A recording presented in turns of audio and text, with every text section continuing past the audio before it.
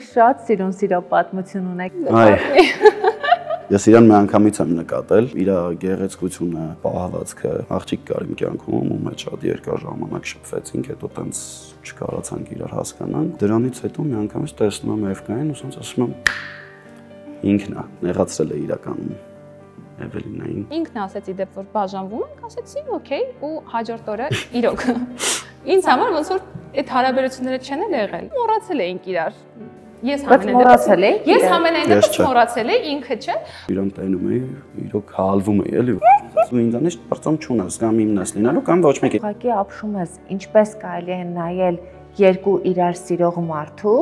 ու ժպտալու ու երջանկություն մաղթելու փոխարեն նման բացասական բաներ գրել։ Ես չեմ հիմնում դրա, չեմ ֆիքսում, որովհետև եթե ես հիմա նայեմ հետ, ես առաջ չեմ գնա, որովհետև ես կապել եմ մարդկանց կարծիքներին, ում ես չեմ ճանաչում ու չգիտեմ մի օր կճանաչեմ թե չէ։ Թվում է թե 25 տարեկան նոր ամուսնացող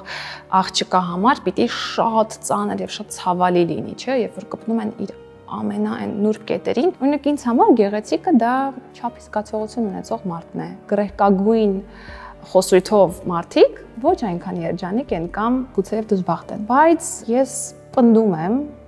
որ իրենք պիտի լինեն ինձ հետ երջանիկ եւ ոչ թե ես իրենց հետ դժբախտ։ Չեմ ուզեցել զբաղվեմ մասնագիտությամբ, սովորել եմ, ավարտել եմ, եւ կան շատեր համոզում դու կարաս կամոտ կստացվի անընդհատ ասում էի հերում թող մնան ինձանից էլի։ Մի քիչ քյաթու, հա։ Տենց ինչ որ տենց տպավորություն եմ թողել, բայց ես ամենակ եղը տեղին։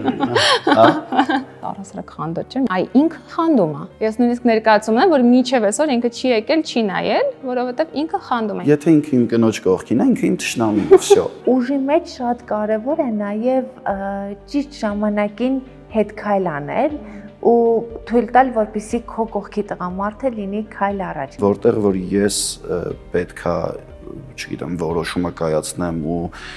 ասեմ թե ոնց պետքա լինի։ Ինքը գիտի դա, կլռի։ Բայց այն ժամանակ, երբ որ ես երկմտանքի մեջ եմ, ինքը միշտ այսպես գալիս է ու սենց ոնց որ թևից տակից սենց բռնի, ասի օքեյ ամեն ինչ էլի։ Մենք իրար հետ ենք հանգիստ տեղի նորմալ է։ Քո մամային շատ է բացասական ներկայացնում։ Իմ մաման շատ թույն կնիկ է, այդ չի հարցը։ Իմ սկեսուրը ինքը բացառիկ երևույթ է, Լևոնի մաման ռուսա ազգությամբ։ Ես սիրում եմ մեծ ընտանիք, ես սիրով պատրաստ էի ապրել իրենց տանը, մեծ ընտանիքում, բայց առաջին հերթին Լևոնի մաման ասել է, որ չէ, դուք պիտի ապրեք առանձին, ու ես իրեն դրա համար շատ շնորհակալ եմ։ Որքան ես գիտեմ, քո ծառայության ժամանակահատվածում եւս եղել են բախումներ թշնամու հետ։ Սահմանին կանգնել եմ սենց զենքով ու սենց նայել եմ թուրքերին։ Ինենք սենց 10-20 մետր հեռավորության վրա տեսել եմ թուրքերին, մինչև հիմա չեն կարևորում այն ինչը որ սովորացնում է բանակը։ Ես ասում եմ եւ դու պետք է ամեն ինչի պատրաստ լինես։ Որովհետեւ ինքն էր ամեն ինչի պատրաստ։ Ներվային նոպարներ էի ունենում, ես փախնում եմ Եվկայի մոտ։ Գնում էի, որ իր այդ խոսամ հանգստանամ։ Լայֆրումի գործընկերներն են Seven Star Spa կենտրոնը, Implantum ստոմատոլոգիական եւ կոսմետոլոգիական կլինիկան, Ital Solar ընկերությունը։ Հատուկ շնորհակալություն Beauty Fabric-ին։ Մենք չենք վաճառում նյութեր, մենք վաճառում ենք երջանկություն, որովհետև կանայք այստեղ լուծում են իրենց փոքրիկ խնդիրները, դրանք լինեն կոմպլեքս, թե լինի առավելություն, որ ուզում են ավելի ցայտուն դարձնել, դիմահարդարումը հենց այդպիսի մի զենք է, որով կարող ես առանց ասելու, առանց շեշտելու մտնել տարածք ու արդեն բավականին շատ բան ասած լինես քո մասին։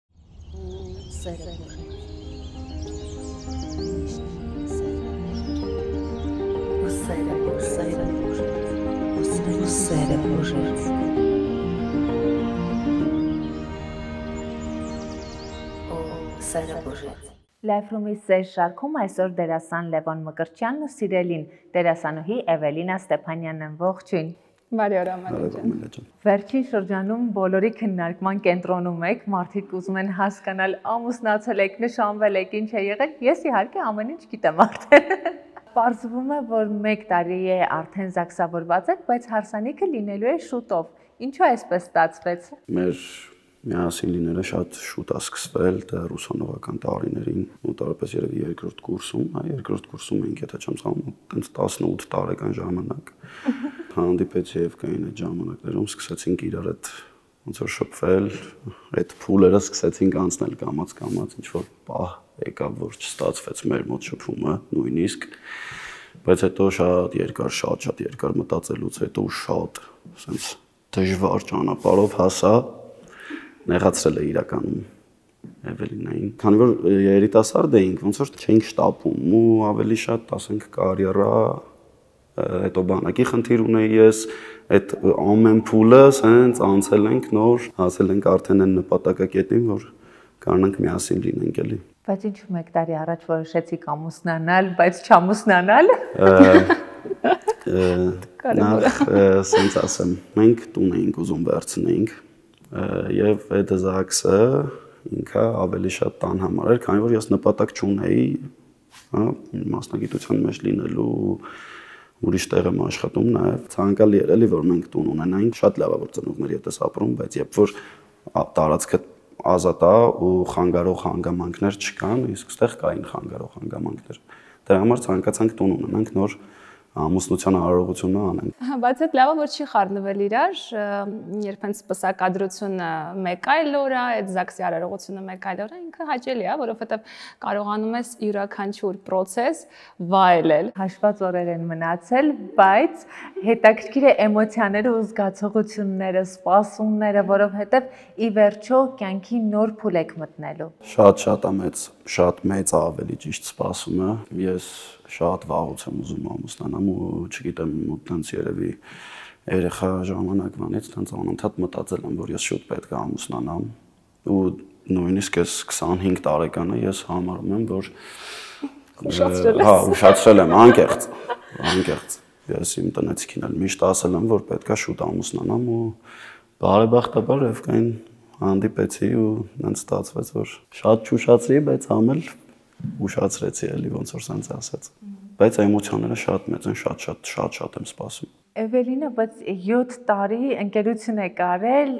նոր եկել եք ամուսնության։ Իրականում ինձ համար շուտ եւ ուշ գոյություն չունի, որովհետեւ գոյություն ունի ճիշտ մարդուն հանդիպել, ինչը ժամանակ չի ճանաչում այս առումով, բայց 7 տարի ընկերություն անել ու սպասել այդ փոփոխություններին, իրականում այդ սրտատրոփ սպասումը կա, թե հաշվի առնելով, որ նաեւ երիտասարդ եք, քեզ մոտ մեծ ցանկություն չի եղել, ոչ թե միասին լինելու, այլ բուն կարգավիճակը փոխելու։ Ամեն ինչ այսպես տրամաբանորեն ընթանում է առաջ, որպես այդպեսին արհեստական խոչընդոտներ չեն եղել, որ ես ասեմ, մենք անընդհատ ուզել ենք ամուսնանալ ու արհեստական խոչընդոտներ են եղել, չէ, շատ տրամաբանական։ Լևոնի բանակը, դրանից առաջ մեր ուսանողական տարիները, կարիերա, որովհետև ինքն են տղամարդկանցից է, որ պիտի ամուր ոտքերի վրա կանգնի եւ կրի պատասխանատվություն միջև վերջ։ Ու դրանից հետո, երբ արդեն այսպես ամեն ինչ հունի մեջ է գնում, տունն էլ բարեբախտաբար արդեն ունենք, պատրաստ ենք ամուսնանալու, որպես այդպեսին չեմ զգացել, որ ծանր է, իհարկե եղել են փուլեր, որ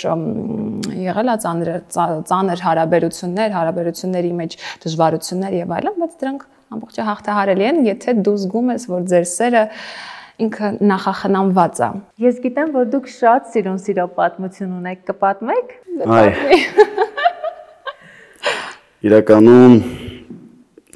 ես հանդիպել եմ 17 տարեկանում, երբ որ մենք ընդունվում էինք ինստիտուտ ու նույն օրը, նույն ժամին մենք քննության էինք։ Ես իրան մի անգամից եմ նկատել, բայց սենց ոնց ասեմ, չեմ ֆիքսվել այդ պահին։ Չեմ իր գեղեցկությունը, իր պահվածքը, որը որ շատ աղջիկներից տարբերվում էր իմ համար, ես մի քիչ կարող եմ հին հնչի, հա, բայց այդ կոկիկությունը, այդ մաքրությունը, այդ ամեն ինչը սենց նայելով զգում եմ, էլի, որ կնոջը նայում եմ, զգում եմ, էլի ինքը ինչ կերպար է։ Այդ ամեն ինչը տեսել եմ Էվկայի մեջ, բայց այդ ժամանակ չգիտեմ ինչն է պատճառը եղել, բայց չեմ, ասենք, ինչ որ քայլ արել, հա, ինչ որ մի ժամանակը հատված եկավ, աղջիկ կար իմ կյանքում, ու մեջ շատ երկար ժամանակ շփվեցինք, հետո տենց չկարացանք իրար հասկանանք ու ոնց որ դրանից հետո մի անգամ ես տեսնում եմ Էվկային ու ոնց ասում եմ ինքն է։ Ու տենց ոնց որ սկսեցի քայլեր անել, մենք սկսեցինք շփվել, շատ հետաքրքիր է, որովհետև մենք իրար հետ տենց են, որ համ դասի էինք նստում իրար հետ, համ շփվում էինք դասի ընթացքում, դասախոսները անսուս մնացեք, բան այս վիճակներն էլ էր շատ լինում։ Սկսեցինք շփվել, ուղղակի չգիտեմ ինչ սենց եղավ մեր մեջ, այդտեղ տենց ոնց որ մոտարպես մի քանի ամիս, հա, երևի շփվեցինք ու դրանից հետո արդեն ավելի մեծ թափով իմ մոտ սենց վառվեց ամեն ինչ։ ու որ իրան տենում էի, իրոք հալվում էի, էլի, որովհետև ինքը ոնց ասեմ, շատ մեծ sense բացի այն, որ ինքը այդ բաճ կնոջ կերպարն ա եղել իմ համար, ինքը նաև շատ վիսակամերն է ու շատ sense բան ունի, որը իր հետ կապ չունի իրականում, բայց ինքը ունի այդ դիրքը, շատ երկար, ինչքան ժամի 6-7 ամիս կոնֆետներով, ծաղիկներով, նվերներով տարբեր, կոնֆետներից ինչ որ էտար էի ստացվում, sense մի քիչ բանալնի ինչ որ բան է, բայց ուշադրությունն է, տոտ ժամանակի ընթացքում ամեն ինչ sense մեծացավ մեծ սիրո էլի։ Էվելինա, իսկ քեզ մոտ առաջին պահին ինչպես էր սերեր առաջին հայացքից։ Ինձ թվում է այո, որովհետև կարծում ես քանից հետո էլ գաղտնիք չի, որ ինքը շատ հմայիչ տղամարդ է, նույնիսկ իմ սիրտը չկարողացավ դիմանալ իր հմայքին։ Միշտ ասում եմ, ես դերասան տղամարդ երբեք չեմ ընտրի, դա ինձ մոտ այսպես ոսկե կանոն էր, դերասան տղամարդ իմ կողքին չի կարող լինել ուղղակի, որովհետև ես չգիտես ինչի մտածել եմ, որ դերասանները շատ ավելի էմոցիոնալ են, շատ ավելի խոցելի են, իսկ ես իմ կողքին պատկերացրել եմ միշտ ամուր տղամարդ, շատ ամուր, բայց Լևոնը եկավ ապացուցելու, կոտրելու այդ իմ գլխում հորինած ստանդարտները եւ ինքը միակն էր ամբողջ ինստիտուտում, որ կարողացավ գրավել ինձ ու սկսեցի տարվել իրենով, բնականաբար շփումներ եւ այլն, որ ասում է առաջին փուլ, այդ առաջին փուլում հարաբերությունների ամեն ինչ շատ ավելի բուռն էր, շատ ավելի սիրահարվածությունը մեծ էր, երբ մենք բաժանվեցինք, կարծես թե ամեն ինչ դարձավ սովորական։ Ոնց որ այդպես էլ պիտի լիներ։ Մենք բաժանվեցինք, նույնիսկ հիշում եմ, շատ խնդալու էր։ Հաջորդ օրը անգամ չենք էլ հանդիպել ինստիտուտում, ոնց որ այդպես էլ պիտի լիներ ու մոռացել էինք իրար։ Ես ամենայն դեպս մոռացել էի, ինքը չէ, բայց ինքն էր որևէ քայլ չարեց, ինչ-որ խոսակցություններ չփնտրեց եւ այլն։ Հետո անցավ մի քանի ամիս, այդտեղից հետո սկսվեց իր դաժան երկար ճանապարհը, որ պիտի գրավի իմ սիրտը։ Եվ իրեն հաջողվեց։ Դա քո վիրավորանքն էր, ինչ որ տեղ, որ միանգամից ասացիր, օքեյ, վերջ։ Չի ասի, ես իսկապես անտարբեր էի դարձել, իսկապես։ Դա գիտեք, որ երևույթին է նման, երբ ինչ-որ մի բան շատ ես ուզում, եւ այդ process-ը քեզ ավելի դուր է գալիս, չէ՞, հասնելու, եւ երբ հասնում ես նպատակակետին, ինքը քեզ այլևս թվում է անհետաքրքիր։ Ինձ մոտ այդ շրջանը, այդ ռոմանտիկ շրջանը ավելի հետաքրքիր էր ընթացքը, եւ երբ մենք արդեն ունեցանք հարաբերություններ, ես հասկացա, որ մեծ հաշվով այս հարաբերություններն ինձ այս պահին հատկապես պետք չեն։ Եվ ինքն էլ դա զգաց, ինքն ասեց իդեպ որ բաժանվում ենք, ասեցի, օքեյ, ու հաջորդ օրը իրոք ինձ համար ոնց որ այդ հարաբերությունները չեն էլ եղել, ու իմ մտքից լրիվ հանել է իսպառ, որ մենք կարող է ինչ որ մի օր միասին լինենք, բայց անցավ մի քանի ամիս ինքը սկսեց քայլեր անել, այդ քայլերն ինձ հունից հանում էին, իսկապես հունից հանում էին, տհաճ էին նույնիսկ բայց իրեն հաջողվեց։ Սկզբում մտքովս չէր անցնում, բայց հետո ժամանակի ընթացքում հասկացա, որ մենք իրոք իրար համար ենք ստեղծված։ Life-room-ի գործընկեր Seven Stars Spa կենտրոնի կողմից ձեզ նվեր քարտեր կարող եք օգտվել։ Seven Stars-ը գործում է Reebok սպորտային ակումբինքից, Հայաստանի առաջատար սպա կենտրոններից մեկն է, դեմքի խնամքներից մինչև ռելաքս պրոցեդուրա, տարբեր պրոցեդուրաներ ունեն, ընդ որում եւ մասնագետներն են շատ պատրաստված, մշտապես վերապատրաստվում են արտերկրում եւ իրենք համագործակցում են Եվրոպայի առաջատար բրենդերի հետ, պաշտոնական ներկայացուցիչն են Հայաստանում, այնպես որ կգնաք կօգտվեք ու արդեն կհասկանաք թե ինչու եմ այսպես գովում։ Շնորհակալ ենք։ Պայման կգնանք։ Մերսի շատ։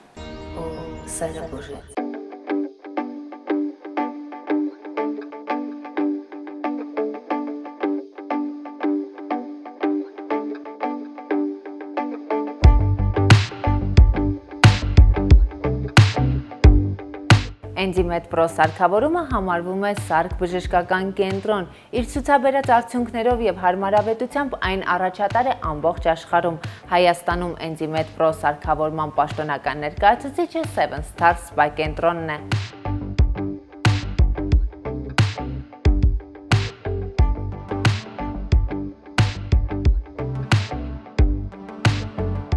Ուշադրություն, եթե դուք ուզում եք ազատվել կնճիռներից, ձգել ձեր մաշկը առանց ներարկումների կամ վիրահատական միջամտության, ապա Enzimed սարքավորումը Հայաստան է բերվել ձեզ համար։ Սարքի թողած ազդեցությունը նկատելի է շատ արագ, իսկ որ ավելի կարևոր է փոփոխությունը երկարատև է։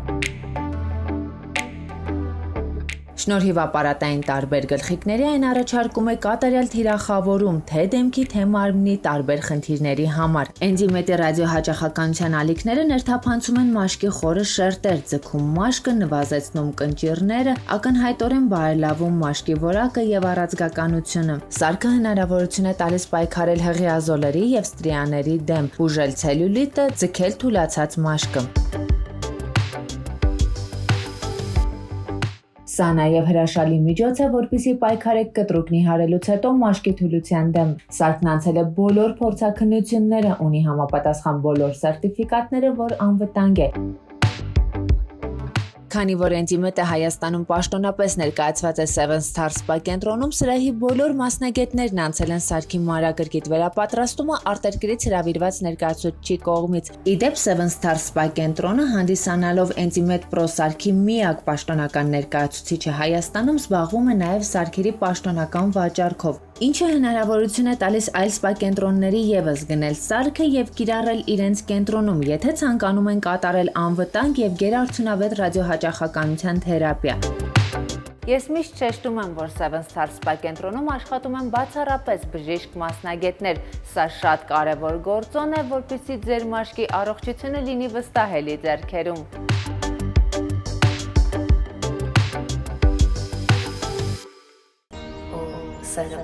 Լևոնը պատմեց, որ ձեր ծանոթությունից հետո մի ընթացք կար, երբ իր կյանքում աղջիկ կար, եւ դու էլ նշեցիր, որ այդ նպատակին հասնելու process-ն էր շատ ավելի հետաքրքիր։ Այսինքն այն փուլում, երբ Լևոնի կյանքում աղջիկ կար, դու արդեն սիրահարված էիր ու ինչ որ առումով քո մեջ ցանկություն կար, որ ձեր միջև հարաբերություններ ձևավորվեն։ Լևոնը ինձնից առաջ է շփվել այդ աղջիկայդ մասին նշում, չէ, այդ ընթացքում չէ, ես ուղղակի իրեն որպես շատ խարիզմատիկ տղա բնականաբար նկատել էի, բայց որպես այդպիսին շփումներ չեն եղել, ես շատ ճիշտ ասում քիչ բարձր, քիթս բարձր աղջիկ եմ, մենք մի տարածքում ենք եղել, բայց իրար աչքին երևալ եւ այլն, ինչ որ հանդիպումներ փնտրել, խոսակցություններ, նման բաներ չեն եղել, եթե եղել են, դա եղել է զուտ դասի շրջանակներում կամ միասին հիշում շատ մաֆիա ենք խաղում, այն ժամանակ թատերականում ակտիվ մաֆիայի երում էր մաֆիան, ու մենք խաղում ենք, այդ ընթացքում ենք հանդիպել, բայց ինքը այդ աղջկանից բաժանվեց, նոր սկսվեց մեր մեջ շփումը։ Երբ Լևոնը արդեն քայլեր էր անում քեզ գրավելու համար, իսկ դու չէր ցանկանում նույնիսկ մտածել հարաբերությունները վերականգնելու մասին, որ կետում ամեն բան փոխվեց։ Չեմ նկատել, որովհետև դա շատ էսպես սահուն է եղել, անկեղծ եմ ասում, շատ սահուն է եղել, սկզբնական շրջանում դա ինձ տհաճ էր, ես նույնիսկ չէի ուզում, գալիս էր իմ հետևից, հիշում եմ, գալիս էր կանգնում էր լսարանի դռան դիմաց, երկար ժամանակ։ Մի հատ ներկայացում կներես, հատ ներկայացում ունեցել, լսարանային պայմաններում ներկայացում էր, երևի մի 5 անգամ ամեն օր, երբ որ դաժե դաս չկար, ես գնում էի ու սպասում էի, որ Բայց շատ հավես շրջանը հիշեցի ու այդ շատ հավես նոստալգիա է, շատ դա ամենասիրուն շրջափուլերից մեկն է եղել եւ իմ կյանքում եւ Լևոնի կյանքում եւ առհասարակ այդ տարիների մասին խոսելը միշտ գժական հիշողություններ արտնացնում։ Իսկ նախախնամությունը որտեղ է եւ նախնական զրույցում եւ հիմա դու նշեցիր, որ ձեր հարաբերությունները կարծես նախախնամություն կար, որ պիտի ձևավորվեն։ Դու էլ ունես այդ զգացողությունը։ Չէ։ Ես չեմ ունեցել այդ զգացողություն։ Ու հիմա կարող եմ հասկանում եմ, որ ունեցել եմ, կարող է ներքին եղել է, բայց չեմ զգացել էմոցիոնալ, բայց իրականում մի բան կա, որ դուք նայում եք իրար աչքերի մեջ, ինչ որ հպում է լինում, ու այդ հպումը շատ բան է արդեն տալիս մի անգամից երկուսիդ էլի, ու ունեցել ենք մենք այդ ժամանակի ընթացքում, որ ասում եմ, ես շատ երկար գնացել եմ իր հետևից տուն, բան, սենց ինչ որ խառը բաներ, այդ պրոցեսը եղել է, որ ես իր հայացքից հասկացա, վсё ինքը իմն է, հասա, ես հասա, ինքը այդ օրը ոչ մի բան չի ասել, երբ որ ես անընդհատ գիտես ինչ կա, մենք չենք, դու ինձանից բարձրում չունես, կամ իմն ես լինելու, կամ ոչ մեկին, այն որ հիմա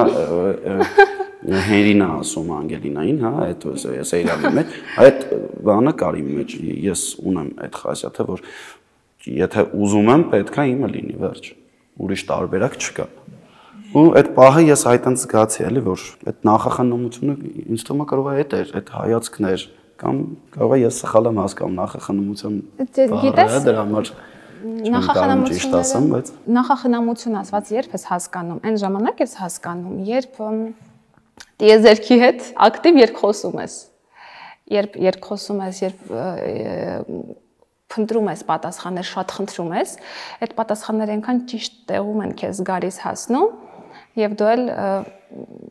մի քիչ էմոցիոնալ մարդ լինելով, իմաստն եմ խոսում երրորդ դեմքով, եւ ես էլ շատ էմոցիոնալ մարդ լինելով, այդ ազդակները, այդ վիբրացիաները երբեմն կարողանում եմ զգալ, ու դա հենց այդ պահերից մեկն է եղել, երբ ես հասկացել եմ այդ ինֆորմացիան ինձ եկել է, որ ինքը իմ մարդն է։ Ու դրանից հետո բոլոր խնդիրները դառնում են որպես այդպեսին լուծելի քեզ համար։ Շատ խնդիրներ են եղել մեր կյանքում։ Շատ շրջափուլեր են եղել բարդ, որոնք մենք հաղթահարել ենք հենց ես կոնկրետ այդ մտքով, ենթագիտակցորեն իմանալով, որ ինքն իմ մարդն է։ Տարբեր շրջափուլերի մասին դեռ կխոսենք, բայց եթե խոսենք հենց այս շրջանի մասին, երբ ձեր համատեղ լուսանկարները հայտնվեցին համացանցում, մարդիկ շնորհավորելու փոխարեն սկսեցին այնպիսի բաներ գրել, որ դու ուղղակի ապշում ես, ինչպես կարելի է նայել երկու իրար սիրող մարդու ու ժպտալու երջանկություն մաղթելու փոխարեն նման բացասական բաներ գրել։ Իհարկե, այստեղ նաև հասկանալի է, հա, Լևոնի կերպարը շատ է սիրվել, շատ կանայք աղջիկներ ուղղակի սիրահարվել են կերպարին ու դու մեխանիկորեն արդեն հայտնվեցիր հարվածի տակ, բայց պիտի շատ ամուր նյարդեր ունենաս, որպեսզի այդ ամեն ինչը քեզ վրա չազդի։ Ինչպես դու հաղթահարեցիր դա։ Իդեպ սիրելի մարդիկ, այսօր կարող եք քննարկել իմ արտաքին փոփոխությունը եւ հանգիստ թողնել այս աղջկանը։ Ամալյան գնում է զոհողությունների շեղում է բոլոր խոսակցությունները։ Շատ սիրուն է, քեզ շատ ասազում։ Հացայում տեսքում ես ամենը։ Իրականում ես իրան չեմ թողնում կարդա այդ կոմենտները, որովհետեւ իմաստ չեմ որովհետեւ իմաստ չեմ գտնում։ Ինչի, որովհետեւ շատ տարբեր կարծիքներ կան։ Նույն իմ կերպարի մասին էլ ես լսել եմ վատ կարծիքներ, ինձ պատմել են, հա, կոմենտները կարդացել են, ասել են, sense բան են գրել։ Այդ օքեյ, այդ մարդկանց սուբյեկտիվ կարծիքն է, ես չեմ հիմնվում դրա, չեմ ֆիքսում, որովհետև եթե ես հիմա նայեմ հետ ու փորձեմ ֆիքսվել դրա վրա, ես առաջ չեմ գնա։ Ու իմ մեն առաջընթացը, որը որ ես ուզում եմ ունենամ իմ կյանքում, իմ արվեստի բնագավառում, հա, թեկուզ թող չլինի արվեստի բնագավառում, այլ ինչ-որ բիզնես ոլորտում, ես չեմ ունենա, որովհետև ես կպել եմ մարդկանց կարծիքներին, ում ես չեմ ճանաչում ու չգիտեմ մի օր կճանաչեմ թե չէ։ Դրա համար իմ համար այդքան էական չի։ Ի վերջո, երբ դու մարդուն ընտրում ես ու սիրում ես մարդուն, այդ կարծիքները այնքան երկրորդական չէ, 10-րդական էլ չէ, չգիտեմ որ երրորդական են, որ բայց ամեն դեպքում ուզում եմ քեզ հետ էլ խոսենք ինչպես դա անդրադարձավ քեզ վրա, որովհետև դու շատ խելացի ես մոտենում հարցին, բայց միաժամանակ մարդ ես ու ունես քո էմոցիաները։ Տեսեք, յուրաքանչյուր իրադարձություն, որն ինձ հետ տեղի է ունենում, ես իրեն պիտի ուսումնասիրեմ։ Յուրաքանչյուր բան, որովհետև պատահական ինձ համար ոչինչ չի լինում այս աշխարհում։ Եվ հարսանեկից ընդամենը օրեր առաջ պատկերացրեք ասենց մեծ բում, հայդեպ ասեմ, որ ես ու Լևոնը հենց սկզբից որոշել էինք, որ առհասարակ Չերևան քանրության առաջ, որովհետև ես էլ որպես այդպեսին դերասանու եմ մասնագիտությամբ, բայց ինձ դա երբեք չի հետաքրքրել, ես արհեստականորեն որևէ բան չեմ արել, որպեսզի գրավեմ մարդկանց ուշադրությունը, չեմ սիրում իմ անձի հանդեպ ուշադրություն։ Բայց հետո հասկացանք, որ անիմաստ է, շուտով լինելու է հարսանիք, ունենալ ենք բազմաթիվ հյուրեր եւ բոլորին կառավարել դժվար կլինի։ Եվ որոշեցինք ավելի լավ է մեզնից իմանան եւ ոչ թե ինչ-որ պատահական տեսանյութեր եւ այլն, որովհետեւ գիտենք մեր հանրությունը շատ սիրում է հետաքրքրասեր է եւ վստահաբար գտնելու էին։ Բայց այս իրադարձության այսպես սկզբից մինչեւ վերջ երբ ես ուսումնասիրում եմ, շատ բաներ եմ հասկանում, դիտարկումներ ունեմ, որոնք կարող եմ անել այս պահին։ Առաջին հերթին հասկանանք մի պարզ բան, որ կրկնում եմ, Լևոնը շատ հմայիչ տղամարդ է։ Դա բնական է, երբ իրեն պիտի սիրահարվեն, երբ պիտի պատկերացնեն իրենց աղջիկներին Լևոնի կողքին, դեռահասներ պիտի սիրահարվեն, իրենց համար պիտի դառնա իդեալ եւ այլն եւ այլն։ Այս ամեն ինչը ես հասկանում եմ եւ հասկանում եմ նաեւ մարդկանց կտրուկ վերաբերմունքը իմ անձի շուրջ, որովհետեւ իրենք ունեին համոզմունքներ որոշակի, հա, որևէ մեկը Լևոնին էր պատկերացնում իր կողքին, որևէ մեկը, չգիտեմ, մտածում էր անգամ եթե ինքը չէ, գոնե այս sense աղջիկ, ես չգիտեմ, Մեկը գուցե բաց մազերով, մեկը մի քիչ ավելի գեր, մեկը մի քիչ ավելի ցածրահասակ, մեկը մի քիչ ավելի սիրուն, քան ես եմ։ Եվ ինչա տեղի ունենում։ Գալիս է Էվան, ինչ որ տարօրինակ ասած չինացու աչքերով մի հատ աղջիկ։ Դե շատ են ասում, ես գիտեմ, որ ինձ շատ են ասում, ասում են դու պակախոնտասն ես, չգիտեմ, դու հայ ես, հայ չես եւ այլն, չէ, հայ եմ, ստուգել եմ բոլոր գենետիկ կոդերով անցել եմ ազգությամբ, այո, հայ եմ, բայց մի քիչ գուցե արտասովոր արտաքին ունեմ իրենց համար եւ բնականաբար երբ ես գալիս եմ իրենց համոզմունքներին դեմ, դա պիտի շարժի իրենց զայրույթը։ Եվ տրամաբանականը նաև իրենց պատասխանը, հա, ինձ, որովհետև ես դեմ եմ գնացել իրենց համոզմունքներին։ Շատ կարևոր է հասկանալ, թե ում կողմից են օրինակ, հա, այդ հաղորդագրությունները, ինչ նպատակով են այդ հաղորդագրությունները։ Մենք այսօր խոսում ենք գեղեցիկի եւ տգեղի մասին։ Մեր ստերեոտիպները, մեր կարծրատիպերը փորձում ենք փաթաթել դիմացինի վզին, շատ կոպիտ ասված, եւ չենք էլ պատկերացնում, որ մեզ համար գեղեցիկը մեկ այլ բան է, դիմացինի համար մեկ այլ բան է։ Օրինակ ինձ համար գեղեցիկը դա առասարակ գեղեցիկը կամ գեղեցիկ մարդը չափի զգացողություն ունեցող մարդն է։ Ինձ համար գեղեցիկ մարդը ներդաշնակ մարդն է։ Ինձ համար գեղեցիկ մարդը բարեմիտն է։ Գրեհկություններից եւ հակահիգիենիկությունից զուրկ մարդն է, էսթետն է, գեղագիտությունը նկատողը եւ դրանով ապրողն է, հավասարակշռված է, ինքնաբավը, զարգացողը, կրթվողը, չափի զգացողություն ունեցողը, սա եւս մեկ անգամ եմ նշում, շատ կարեւոր երևույթ է մեր օրերում, մի քիչ այդքան էլ ոչ ակնհայտ, բայց չափի զգացողություն արվեստը ճաշակ է, ճաշակը չափի զգացողություն, դա ինձ համար իմ կյանքում ոսկե կանոն է եղել։ Այս բաների մասին մտածելով, դու հասկանում ես, որ ամենևին պետք չի ինքնավստահությունդ կորցնել, ու սա միայն ինձ չի վերաբերում։ Ես գիտեմ նմանատիպ դեպքեր ինչքան մարդկանց հետ է պատահում, թե հանրային կարծիքը, հանրային պարզավանքը ինչքան կարող է կործանարար լինել։ Եվս մի կարևոր դիտարկում, առհասարակ, երբ մարդը լինում է երջանիկ, այդ երջանկության րոպեները այնքան թանկ են լինում իր համար, որովհետև դա արդեն այսպես նանյետ գնացող երևույթ է, չէ՞, մեր կյանքում։ Երջանկության րոպեներ ցավոք սրտի, բայց քիչ ենք ունենում։ Ինքը ուզում է ամեն կերպ վայելել այդ երջանկության րոպեները, ինքը ժամանակ չունի գրեհիկ կամ հակահիգիենիկ բառամթերքով նստել եւ ինչ որ մարդկանց փնովել, քննադատել։ Այստեղից ենթադրություն, որ բացասական, կրկնում եմ, գրեհկագույն խոսույթով մարդիկ ոչ այնքան երջանիկ են կամ գուցեև դժբախտ են։ Իդեպ դժբախտ լինելը տարիք էլ չի հարցնում։ Դժբախտ կարող է լինել եւ 50 տարեկան կինը, եւ 40 տարեկան տղամարդը, եւ 14 տարեկան տարատեսակ տրավմաների արդյունքում մի դեռահաս, ասենք, աղջիկ կամ տղա։ Բայց ես պնդում եմ, որ իրենք պիտի լինեն ինձ հետ երջանիկ եւ ոչ թե ես իրենց հետ դժբախտ։ Ես կարող եմ կարեկցել, բայց ես չեմ ուզում լինել դժբախտ, որովհետեւ դա անեծք է, որը մարդն ինքն է ընտրում իր համար։ Իհարկե կան դեպքեր այս կյանքում, երբ մարդկանց դժբախտ պատահարներ են տեղի ունենում մարդկանց կյանքում, չէ, կամ դժբախտություններ են տեղի ունենում, այո, դրանք մեկ այլ թեմա են, բայց կան դեպքեր, երբ մարդն ինքն է ընտրում լինել դժբախտ։ Այդ արդիվ ես կարող եմ կարեկցել, կարող եմ ըմբռնել, հասկանալ, օգնել, ձեռք բռնել, բայց իրենց հետ հավասար լինել դժբախտ, դա իմ ընտրությունը չի, իրենք պիտի լինեն ինձ հետ երջանիկ եւ ոչ թե ինձնով կամ մեզնով լինեն երջանիկ։ Ոչ, իրենք ուղղակի պիտի լինեն երջանիկ, որովհետեւ երջանիկ եւ ուրախ լինելը դա պատգամ է։ Վայ, ես այնպես եմ ուզում քեզ գրկել քո վերլուծությունների համար ու հուսով եմ, որ կյանքի տարբեր փուլերում միշտ կպահես այս մտածողությունը, որովհետև երբեմն անառողջ մարդիկ մեզ փորձում են քաշել անառողջ դաշտ ու քո ամրությունը հենց այդտեղ է երևում, հա, քեզ կներքաշեն այդ անառողջ դաշտ, թե չէ։ Դու չես կորցնի քո adekvatությունը եւ կներեք, բայց եւս մի կարեւոր դիտարկում, հա, նախանձ։ Շատերը այսօր խոսում էին նախանձից։ Ինչ է ինքը նախանձը։ Նախանձ կարող է արտնանալ յուրաքանչյուրիս մեջ, որովհետև մենք մարդիկ ենք, ովքեր առավոտից երեկո մեղքեր են գործում, որովհետև մեկս ապահովագրված չի։ Նախանձը իզուր չի, որ մահացու մեղքերի շարքին է դասվում։ Ինչու՞, որովհետև երբ նախանձը հայտնվում է քո ներսում եւ դու այսպես պոչից չես բռնում եւ չես խեղդում իրեն քո մեջ,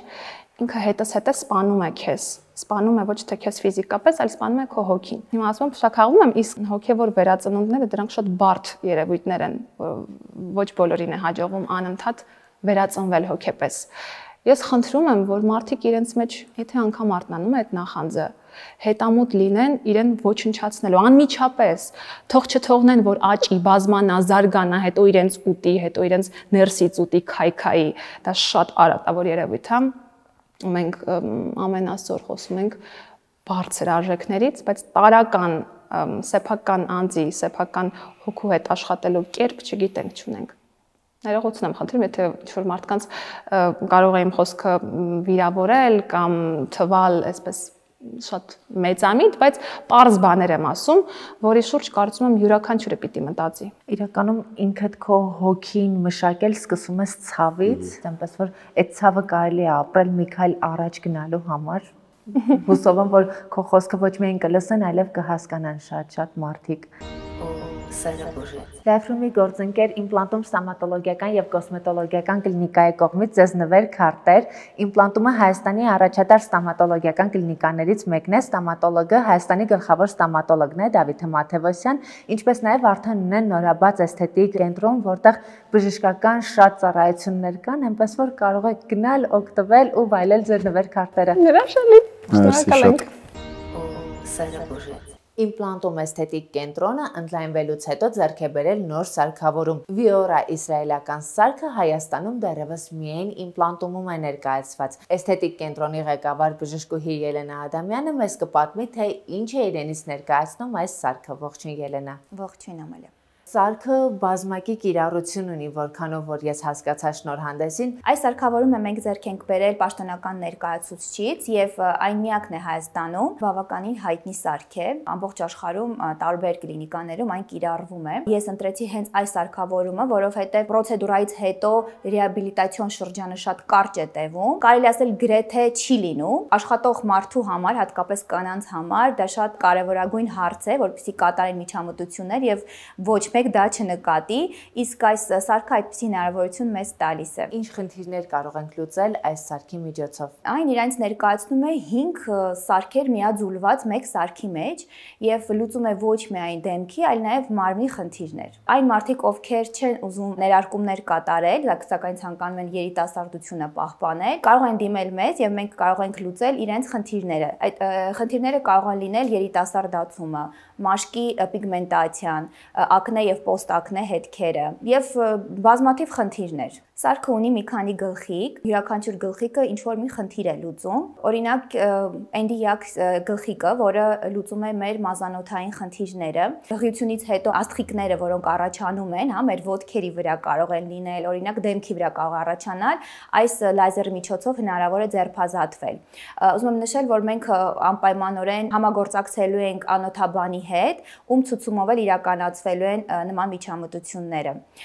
Մյուս գլխիկը դա մեր VFR գլխիկն է, որը ֆրակցիոն ռադիոհաճախականությամբ գլխիկ է, այսինքն իրականացնում է մաշկի երիտասարդացում։ Այն ոչ ինվազիվ մեթոդ է եւ ոչ ասեղային ճանապարհով իրականացնում է կոլագենի ստիմուլյացիա մեր մաշկում եւ բերում է օրինակի համար, եթե կան փոսիկներ, որոնք առաջացել են ակնե հիվանդությունից հետո, այն հզոր կոլագենի սինթեզ է իրականացնում եւ կարող է հարթեցնել մաշկը։ Այն կարող է նաեւ որպես հակատարիքային մեթոդ լինել եւ այն մանր կնճիռները, որոնք առաջանում են, նույնպես կարող ենք վերացնել այս գլխիկի միջոցով, այսինքն այն բուժառուները, ովքեր խուսափում են ներարկում կատարել, կարող են դիմել եւ մենք կարող ենք ոչ ինվազիվ մեթոդով խնդիրը լուծել։ Մեր մյուս գլխիկը դա VST գլխիկն է, որը բավականին ոչ տրավմատիկ է եւ առաջին իսկ պրոցեդուրան կատարելուց հետո մենք ունենում ենք lifting effect, հզոր կոլագենի եւ էլաստինի սինթեզ է ապահովում եւ ինչը մենք գիտենք, որ այդ նյութերը մեր մաշկի կարկասն են, որովհետեւ մաշկը կարող է երիտասարդ մնա։ Նման պրոցեդուրաները պետք է կատարել կուրսով։ Մենք ունենք մշակած այդ կուրսը եւ յուրաքանչյուր իհարկե բուժառուի համար անհատական մոտեցում կցուցաբերվի։ Եվ մեր մյուս գլխիկը դա V-form գլխիկն է, որը կարող ենք կիրառել եւ մարմնի եւ դեմքի վրա։ Այս գլխիկը իրականացնում է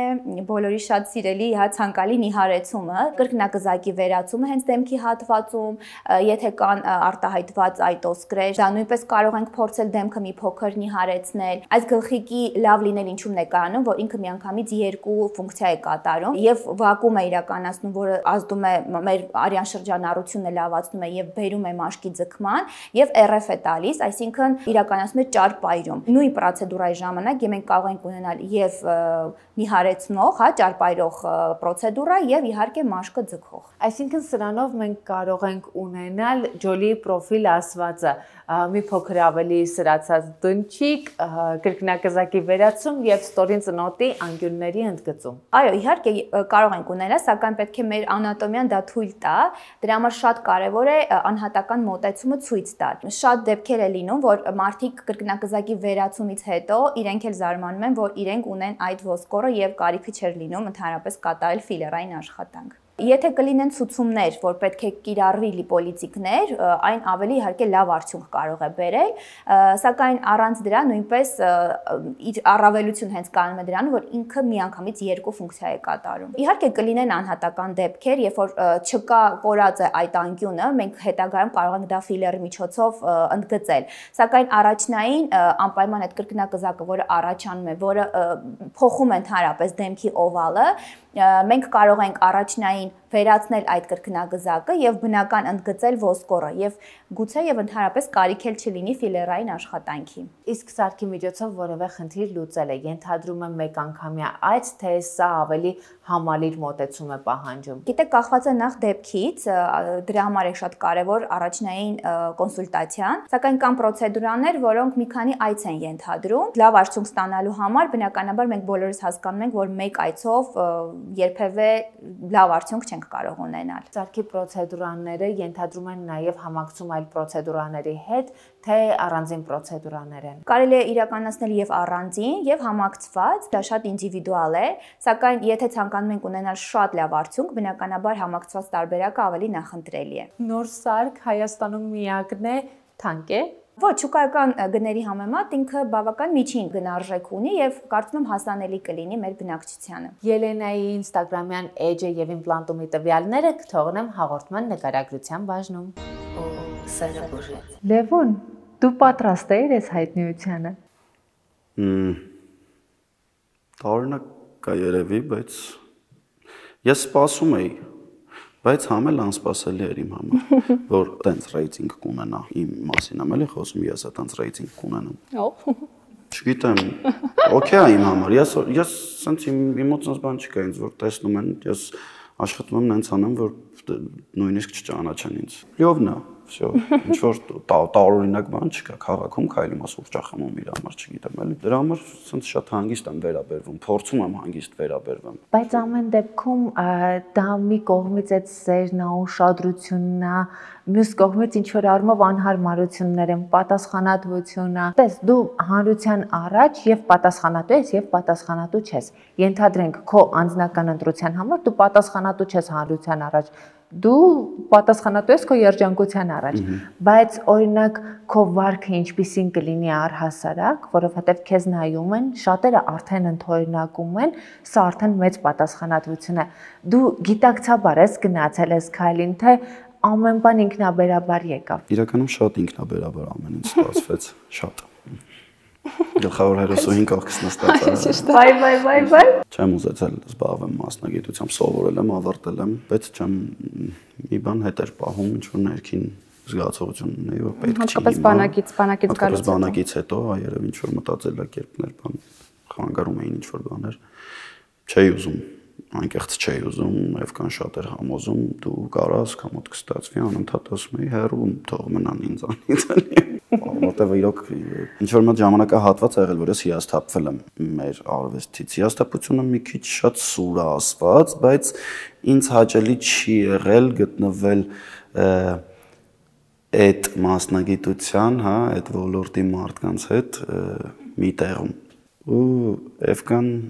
շատ որ ոնց ասեմ, բացի պնդել, ինքը նախ ինձ սկզբից չէր ասել, հետո որ արեց, ասաց, ոնց որ իմ նկարները ուղարկում է Armenia TV-ի, հա, չգիտեմ, casting-ի ա ուղարկել, թե ինչ որ ռեժիսորի, հա, թե սցենարիստի, թե ինչ որ թիմում աշխատող մարդու ա ուղարկել, ցույց են տվել, դրանից մոտ 2 շաբաթ, ոնց որ հենց հետո ասեց ինձ, ես ասում եմ, «Էվկա խի, ինչի ես տենց բան արել, ինչն ա պատճառել, դու առանց ինձ հարցնելու»։ Մի քիչ բան վերաբերվեցի, sense հաճելի չէր այդ բանը, բայց դե Քամերյան շատ եմ սիրում։ Ավել բան չկարողացա ասեմ, ասացի լավ, օքեյ, թող զանգեն կհասկանանք։ Իրեն սկզբից 8 օրվա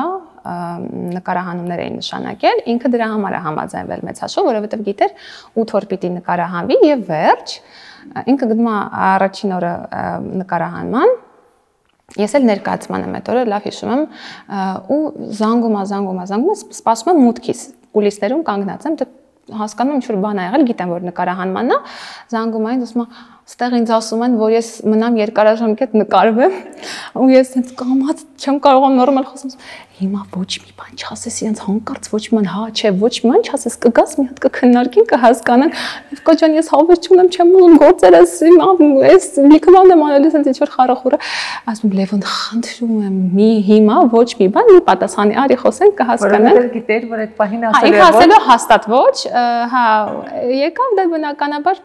ես շատ գնահատել եմ միշտ պոտենցիալը, շատ մեծ կարողությունները, որը ինքը ունի։ Մշտապես եմ գնահատել, նկատել եմ եւ նաեւ սիրել եմ դրա համար, որովհետեւ հենց այնպես մարդուն չեն սիրում, մարդուն սիրում են իր արժանինքների համար։ Ես շատ լավ ճանաչել եմ իրեն, գնահատել եմ իր եւ բացասական եւ դրական կողմերը եւ փորձել եմ սիրել եւ բացասական եւ դրական կողմերը։ Հիմա իր մեջ այդ պոտենցիալը, դիապազոնը շատ մեծ է, շատ հզոր է։ Ինքը ունի դերասանին հատուկ խարիզմա։ Ինքը բարձրանում, ես իրան բեմում տեսել եմ, կրկնակի եմ սիրահարվել, բեմական որպես այդպեսին կարիերա շատ չի ունեցել, բայց բեմում ուղղակի սուպեր դերասան է ինքը, թեև չի ուզում խաղալ թատրոնում, բայց ոչինչ, դա իր որոշումն է, ինչևէ, ունի հրաշալի խարիզմա, ունի հրաշալի խոսք, ունի հետաքրքիր կարողություններ, որոնք ընթացքում բացվում են իր մոտ, ինչի չօգտագործի։ Եթե մեզ տրվում է ինչ-որ առավելություններ, մենք պիտի դա բացենք եւ ոչ թե փակենք։ Պիտի շնորհակալ լինենք, գիտակցենք եւ սկսենք բացել։ Ու հենց այդպես մենք աշխատել ենք իրար հետ, ես իրեն համոզեցի, ասեցի գնա, հասկանում եմ ամեն բան, բայց լավ է լինելու, դու գնա։ Գնաց եւ առաջին սերիայից սկսած, ես առհասարակ չեմ նայում հայկական սերիալներ, չեմ նայում, շատ գործընկերներ ունեմ, նույնիսկ կան հարազատ մարդիկ, ովքեր խաղում են, պիտի նայեմ, բայց ժամանակի բերումով եւ այլն չեմ նայում ուղղակի։ Իր համար սկսել եմ նայել սերիալը առաջին իսկ պահից սկսած մինչև այսօր եւ ամեն դետալ, ամեն խոսք, ամեն հայացք, ամեն ժեստ մենք քննարկել ենք միասին, այդ իմաստով բախտած բերել է ինքն ինձ վստահումը եւ այսպես տոտիկ ու ես ինձ շատ ողջևորում եմ, էլի հենց մի հատ լավ տեսարան խաղում մի անգամից screenshot ու ուղարկում, ասեմ, ստեղ սուպեր, այստեղ մի քիչ sense, մի խոսքով այդ համագործակցությունը շատ լավ է, ես ուրախ եմ, որ այդ առումով ինձ լսում առհասարակ չեմ սիրում, որ տղամարդիկ շատ հնական դնում կանանց, այդտեղ դրանից լավ հոտ չի գալիս, բայց այդ իմաստով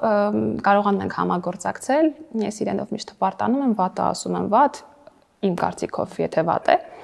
լավը միանշանակ ասվում է։ Լևոն, Էվելինայի քեզ ուժ տալու ու մոտիվացնելը որքանով է քեզ առաջ մղում, թե դու ինքդ էլ քո մեջ գնահատում ես քո պոտենցիալը եւ հասկանում ես, որ կարող ես քայլ առաջ անել։ Եթե անկեղծ լինեմ, միշտ ինձ շատ են երեխա ժամանակվանից ասել են, որ դու շատ թույն սիրուն տղա ես, այդ ամեն ինչ ասել եմ, բայց երբեք դա իմ համար ինչ որ բան սանդրակ չի եղել։ Ես իմացել եմ դրա մասին, բայց չեմ ողջևորվել։ Շատ անկեղծ ես։ Երբեք դա ինձ չի ողջևորել, որ ասեմ դրանով ամեն ինչ ավարտված է։ Ինստիտուտում էլ կուրսի ղեկավարը, չգիտեմ, ժողովուրդը, ովքեր որ նայել են այն ներկայացումը, որում որ խաղացել եմ, շատ այնց հավանել էին, չէին սպասում ինձանից, որովհետև ես ինստիտուտում այն տպերից եմ եղել, որ տիպը տենց դասի չի նստում, տենց ինչ որ տենց տպավորություն եմ թողել, բայց ես օրինակ տեղը տեղին։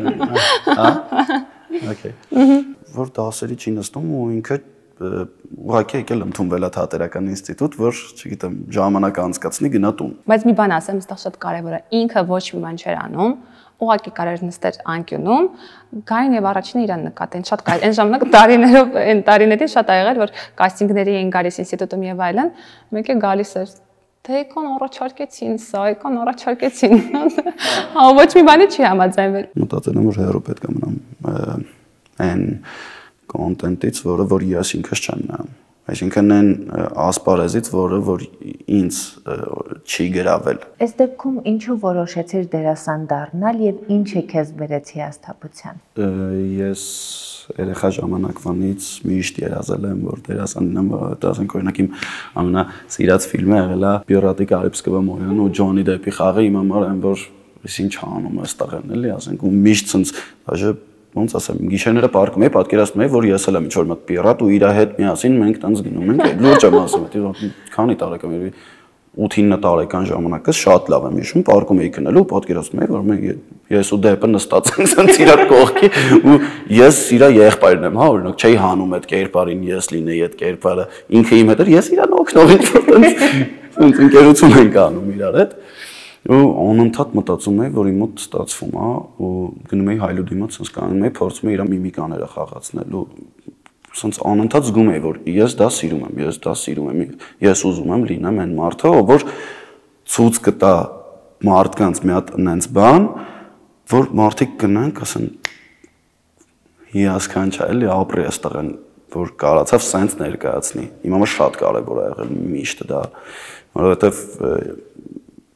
չեմ ուզում քննադատող ինչ-որ մարդու տպավորություն թողնեմ, բայց ես նայել եմ, հա, ինչ-որ, չգիտեմ, սերիալներ կլինի, ֆիլմեր կլինի, տարբեր ինչ-որ բաներ, ես նայել եմ, չի համոզել ինձ։ Ոնց որ օրինակ Ջոնի Դեփը, հա, Ալ Պաչինոն ու Ֆրունզիկ Մկրտչյանը։ Իրանք մի հատ level են ցույց տվել մարդկանց, ու մարդկանց նենց են կարողացել համոզել, որ մարդիկ այսպես կպած նայել են իրանց ինչ ալնելու, ինքը ինչա խաղալու այս տեսարանից հետո։ Ու միշտ իմ ձգտումը դա ա եղել, որ ես էլ լինեմ տենց, որ կարողանամ մակարդակ ցույց տամ մարդկանց, ինչ որ բան կրթեմ, որովհետև թե ֆիլմ արվեստը, թե թատրոնը իմ համար դա կրթօջախ է, մարդիկ գալիս են ինչ որ բան սովորեն, իրենց համար ինչ որ բան վերցնեն, ինչը որ իրանց պետք է, կարող բան լինի, որ պետք չէ այդ մարդիկ վերցնեն ունեն, հա, շատ կարևոր է, իմ համար շատ կարևոր է, որ թատրոնը եւ ֆիլմը դերասանները, օպերատոր, ռեժիսոր, չգիտեմ, թատրոնի ռեժիսոր, իրանք այն տան, որ մարդիկ sense նայեն, ասեն, այ շատ հետաքրքիր էր դզեց։ Դա շատ կարևոր է, շատ։ Առհասարակ, երբ որ մենք թատերական ինստիտուտ ենք ընդունվում, մեր պատկերացումները լրիվ այլ են։ Ինչքան էլ որ դու մինչև ինստիտուտ ընդունվելը գուցե գործունեություն ես ծավալել եւ այլն, ես թատրոնին շատ լավ ծանոթ մարդ եմ եղել մինչեւ թատերական ինստիտուտ ընդունվելը, բայց միևնույնն է, պատկերացումները շատ ավելի ճոխ են, շատ ավելի գունավոր են եւ երբ ընդունվում ես չեմ ուզում փնովել, չեմ ուզում վատ բան ասել, բացարձակ թող այդպես չընկալեմ, բայց մի տեսակ քո այդ սիրուն պատկերացումները դառնում են ավելի նուրբ տարբերակով եւ գուցե հենց դա քեզ մի քիչ հիասթափեցնի, որովհետեւ թվում է թե սա Հոլիվուդ ես հասնելու, բայց ամենևին այդպես չի, գալիս ես բախվում ես մեկ այլ իրականության հետ ու դա կարող է դառնալ հիասթափությունների առիթ։ Բայց ես ուզում եմ իմանալ, թե քեզ կոնկրետ ինչը բերեց հիասթափության։ Ոնց որ համ դու նշեցիր Ամալիա ջան, համև կան, մի քիչ այդ քյարթու, երևի այդ պահը, այդ քյարթու լինելը ինձ խանգարել է, որովհետև փողոցում, ասենք, չգիտեմ, դպրոցում ու լրիվ տարբեր, ես լրիվ ուրիշ տեղից եմ դուրս եկել մտել թատերական ինստիտուտ ու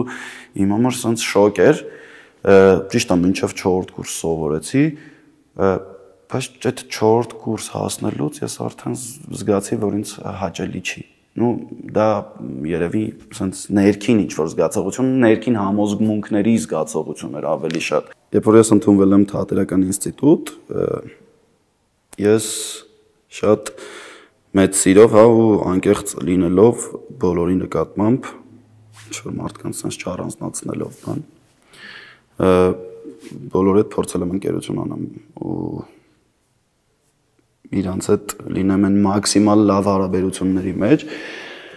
բայց ինչ-որ մոտ պահ է եկել, որ ես այդ մարդկանց կողմից այդ մաքրությունը այն ինչը որ ես եմ տվել, չեմ զգացել։ ու այդ մաքրությունը չզգալը ինձ հիասթափացրել է իմ մասնագիտության մեջ, որովհետև կնշեմ, որ արվեստի մեջ այդ մաքրությունը շատ կարևոր է, ընկերասիրությունը, որովհետև երբ որ դու մարդու հետ մաքուր ես, իրան ճիշտ ես զգում։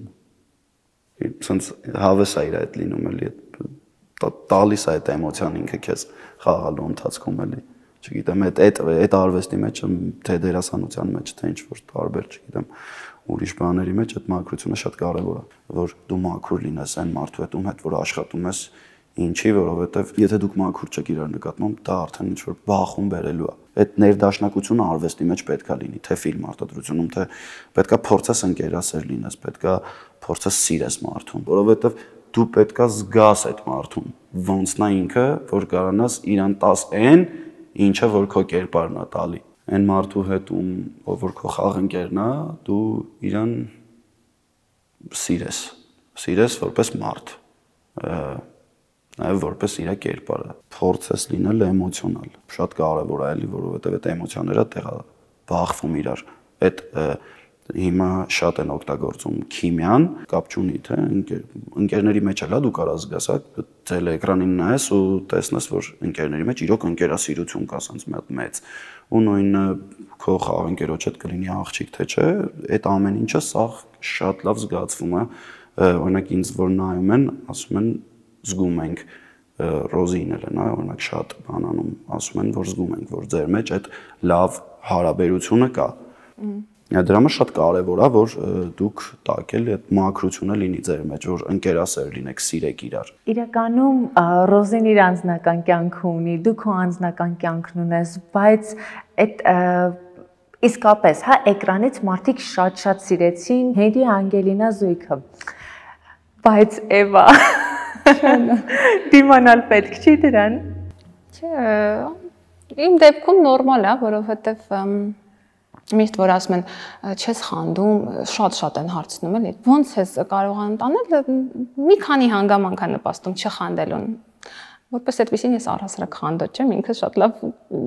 դա կփաստի հիմա, ես առհասարակ խանդոտ չեմ իր նկատմամբ, իրեն լիարժեք վստահում եմ։ Բացի այն, որ խանդոտ չեմ, իրեն վստահում եմ, նաև ինքնավստահությունս թույլ չի տալիս իրեն խանդել։ Եվ երրորդ ամենակարևոր կոմպոնենտը դա պրոֆեսիոնալիզմն է, որովհետև ես ինքս ունեմ նույն մասնագիտությունը, ինքը խանդում է։ Ես նույնիսկ ներկայացում եմ, որ միջև այսօր ինքը չի եկել, չի նայել, որովհետև ինքը խանդում է, ինքը չի կարողանում տարանջատել, բայց իմ դեպքում դա չկա, ես շատ հանգիստ եմ վերաբերվում, եթե ես խանդոտ լինեի, եթե ես իմ մեջ այդ ռիսկերը հաշվարկեի, գուցե եւ ես իր նկարը կաստինգի չուղարկեի։ Չէ, առհասարակ չեմ խանդում, նորմալ եմ վերաբերվում ու եթե ինչ-որ պահի, հա, որ դեպքում են մարդիկ սկսում հիվանդագին խանդել, որովհետև մտածում են, որ առանց այս մարդու վերջ իրենք կլինեն կործանված։ Բայց ինչքան էլ որ ես վստահ եմ մեր հարաբերությունների վրա, մեր սիրո վրա, մենք երբեմն քննարկումների ընթացքում միմյանց խոստովանում ենք։ Ես եմ ասում այդպես։ Ասում եթե գա մի օր եւ մենք որոշենք միմյանց հետ չլինել, դա պիտի շատ նորմալ ընդունվի, որովհետեւ մենք մարդիկ ենք, ապրում ենք, ընթացք է եւ դու չգիտես, ասենք 2, 3, 4, 10 տարի հետո ինչպիսին կլինես, ինչ էմոցիաներ կունենաս։ Իհարկե, այդ մտքով չենք ամուսնանում, այդ մտքով չենք շարժվում։ Չէ, այդ մտքով չենք շարժվում, գրեթե վստահ ենք, որ միասին ենք լինելու, բայց ամեն բան է հնարավոր, սա կյանքի եւ ամեն ինչ հնարավոր է։ Այնպես որ նորմալ եմ վերաբերվում։ Դու ելես նույնքան հանգիստ վերլուծում հարցերը, թե դու ավելի էմոցիոնալ ես։ Չէ, ես ընդհանրապես չեմ ուզում դրա մասին մտածեմ։ Հա մենք խոսում ենք իրար հետ տենց ունենում ենք տենց զրույցներ, առհասարակ շատ ենք խոսում իրար հետ ու շատ ենք քննարկում ամեն ինչ կա, փորձում ենք այն որ մոտ հասկանանք ես ինչ կարծիք ունեմ, ինքը ինչ կարծիք ունի, ում կարծիքն է ճիշտ, էդ էլ բրթենք առաջ ասած էլ էս։ Չէ, իմ համար շատ ես չեմ ուզում դրա մասին մտածեմ։ Ես գիտեմ, որ մենք կփորձենք, բայց դա մեր համար շատ դժվար կլինի, էլի այդ պահը եթե գա, իհարկե Աստված չանի, եթե գա, չի գա։ Եթե գա չի գա, որ դու կամուսնանում եք, ես վստահ եմ, որ շատ երջանիկ եք լինելու ու առհասարակ մարդկային հարաբերությունները ինչքան բարդ, նույնքան էլ հեշտ են, ուղղակի պետք է սիրել իրար ու ցանկանալ հասկանալ իրար։ Այս ցանկանալ բառը երևի թե ամեն բան ամփոփում է իր մեջ։ Կամեցողության ուժը ամենամեծ ուժն է, ցանկության եւ կամեցողության, երբ դու ուզում ես որևէ բան եւ ի սրտե ուզում ես, քեզ ոչինչ չի կարող խանգարել այս աշխարհում, դա ասում է ձեզ մի մարդ, ով ունեցել է բազում ցանկություններ եւ այդ բազում ցանկությունները բոլորը ճիշտ ժամանակին դարձել են իրական։ Ու հետաքրքիր գիտեք որն է, որ հիմա թվում է թե ինքը մեր զույգում ավելի էմոցիոնալն է, ես շատ ավելի հանգիստ, հավասարակշռված եմ, բայց ամենևին այդպես չի, ճիշտ հակառակն է։ Չգիտեմ, գուցե ամեն ինչ ավելի շատ եմ վերլուծում, քան ինքը կամ ես արտահայտվում եմ ինքը չէ, ամեն ինչ մտքում է վերլուծում, բայց ճիշտ հակառակը ես եմ մեր միջի ավելի էմոցիոնալը, ավելի Հիմա դու ինչ-որ շատ ավելի հանգիստ ես խոսում։ Հա, ինքը շատ ավելի հանգիստ, խորաթափանց, հավասարակշռված, այսպես ինքնավստահ, մեր միջի ուժեղը ինքն է։ Իդեպ այդ ինքնավստահությունը երկուսդ էլ ունեք ու դա մի բան է, որ ինձ շատ է դուր գալիս նոր եկող սերնդի մեջ, թեպետ այնպես չի որ նոր ձևավորվող սերունդն է, այդ ինքնավստահությունը նաև դուք եք իրար մեջ ձևավորել, թե յուրաքանչյուրդ ինքնավստահ եք եւ երկու ինքնավստահ մարդ հանդիպեցին իրար։ Կարծում եմ ճիշտ կլինի եւ կամ պատասխանի այդ հարցին, բայց հայ ես միշտ ինքնավստահ եմ եղել, թե երեխա ժամանակվանից այդ հենց այդ պահը որ ասացի, որ ինձ ասել են դու սիրուն ես բան քո մոտ լավ է ստացվում, բան, որ ես այդ զգացել եմ, ի սկզբանե իմ մոտ ամեն ինչը շատ օրինակ սովորելու առումով չէ, բայց ի սկզբանե իմ մոտ ամեն ինչը շատ հեշտ է ստացվել, հեծանիվ քշել, թռնել, սալտո անել, գնալ կռիվ անել, ինչ-որ միմիկա ընդունել ու մարդկանց այդ դուր եկել ու ես որ դա տեսել եմ, այդ ինքնավստահությունը ոնց ինքնաբերաբար արդեն 10 տարեկանից ես օքեյ եմ իմ համար խնդիր չի ոչ մի բան, ես շատ ինքնավստահ եմ եղել էլի երեխա ժամանակվանից։ Ու ինստիտուտում էլ որ քայլում էր, հենց դա ինձ իր մեջ շատ է գրավել։ Հա, շատ է գրավել, ես սիրում եմ տղամարդկանց, ովքեր կնամոլ չեն, ամեն կնոջի հետևից չեն վազի եւ ինքը հենց այդպեսին է, այսպես բարձր կեցվածքով, խրոխտ կեցվածքով ինքը կարող է այսպես քայլել եւ գերել սրտեր։ Շատ ճիշտ ժամանակին ճիշտ հարց եք տալիս, որովհետև վստահ եմ շատերին հետաքրքիր կլինի իմ օրինակով գուցե ոմանք էլ կարողանան ինչ-որ վերլուծություններ անել, հա։ Ինչ տեղի ունեցավ այս շրջանում։ Ամեն ինչ արվեց մարդկանց կողմից, որ ես կորցնեմ իմ ինքնավստահությունը, ճիշտ է։ Ամեն բան արվեց։ Ինքը չի թողնում, որ ես կարդամ մեկնաբանությունը, բայց մեկ-մեկ կարդում եմ։ Երբեմն ծիծաղում ենք, երբեմն շատ հումորով ենք վերաբերում, երբեմն ես այսպես լուրջ սկսում եմ վերլուծել, հա, ինչից հետո ինչի այսպես։ Եվ թվում է թե 25 տարեկան նոր ամուսնացող աղջկա համար պիտի շատ ծանր եւ շատ ցավալի լինի, չէ՞, երբ որ կպնում են իր ամենայն նուրբ կետերին, երբ կպնում են կոնկրետ իր ինքնավստահությանը։ Բայց պիտի շատ լավ այս պարագայում ճանաչես քեզ։ Ինքնազնումը շատ կարևոր երևույթ է առհասարակ, պիտի շատ լավ ճանաչես քեզ։ Կարողանաս հստակ գիտակցել քո առավելությունները, կարողանաս հստակ գիտակցել քո թերությունները, չվախենաս քո թերությունները, նույնիսկ բարձրաձայնել, աշխատես քո թերությունների վրա, քո առավելությունները դրոշակ չսարքես եւ բոլորին ներկայացնես։ Արժեքները, որոնք մարդը պիտի իր մեջ կարողանա զարգացնել։ Եվ այս հարցին վստահ եմ շատերն են սպասում պատասխան, քո ինքնավստահության արդյոք այդ հաղորդագրությունները, այդ մեկնաբանությունները չեն դիպչել։ Ես չեմ կարող չնշել ուղղակի Լևոնին, թե ինքը իրան ինչքան ճիշտ կարող է պահել ու հա քո հարցը շատ տեղին էր։ Դուք իրար մեջ ներարկում եք այդ ինքնավստահությունը, որ մենք այսպես գենետիկորեն ունենք ինքնավստահություն մեր մեջ եւ ես եւ Լևոնը, դա փաստ է ակնհայտ է, մեզ բոլոր ճանաչողները դա գիտեն, բայց այս ընթացքում էլ ինքը ինքան իրեն ճիշտ իր խոսքերով, իր հանգստությամբ, իր հանդարտությամբ ինձ այնքան ճիշտ կարողացավ այսպես գրկել ու ասել, որ ամեն ինչ լավ է լինելու, կամ իր տանեցիները, մեր ընտանիքը, իր տանեցիները, իմ ընտանիքը, մի խոսքով բոլորս միասին։ Երբեմն մեկնաբանություններ կարող էին աչքիս տակ ընկնել, օրինակ, պիտի ցիտեմ, այս տղայի մաման ախր չի մտածում, ինչ մեղք է այս տղայի մաման, էլի։ Ու զուգահեռ իրականություն Լևոնի մամայի գրած հաղորդագրություններ, ես դա screenshot եմ արել, ինչ որ մի օր գուցե հրապարակեմ։ Մի խոսքով մենք ապրում ենք զուգահեռ իրականություններում եւ ես շատ շնորհակալ եմ եւ Լևոնին, ես չեմ ասում որ իրենք չլինեին, օ ես կարող է կործանվեի այս ընթացքում, չէ, չի կործավի, բայց համենայն դեպս ճիշտ վերաբերմունք գոյություն ունի զույգերի միջև եւ ճիշտ ժամանակին ճիշտ խոսք ասել, պահել քեզ ճիշտ։ Եթե դու զգում ես, որ քո կողակիցը մի քիչ թուլացել է, հակառակը դու վերցնես ղեկը քո ձեռքը, կամ եթե ինքն է թուլացել, ես եմ դա անում։ Մի խոսքով, ինքնավստահությունը շատ լավ բան է, բայց դրա չափաբաժիններն էլ պիտի լինեն խելամիտ եւ adekvat։ Ամեն ինչի չափի միջինն է լավը։ Չափից դուրս ամեն բան վատ է։ Եթե որոշել եք անցնել արևային կայանների գործածմանը, ուրեմն զանգահարում եք 8128 եւ օգտվում Ital Solar-ի ընթացիկ ակցիայից։ Իսկ Ital Solar-ը մշտապես ունի հրաշալի առաջարկներ։ Մարտի 1-ից մայիսի 31-ը այն մարդիկ, ովքեր ձեռք կբերեն արևային կայան Ital Solar-ից, հնարավորություն կստանան մասնակցելու խաղարկությանը եւ հնարավոր է իրենք դառնան հենց այն 3 գնորդներից մեկը, որոնց արևային կայանի ամբողջական գումարը կվճարի Ital Solar-ը։ Այնպես որ շտապեք ձեռք բերել ձեր արևային կայանը։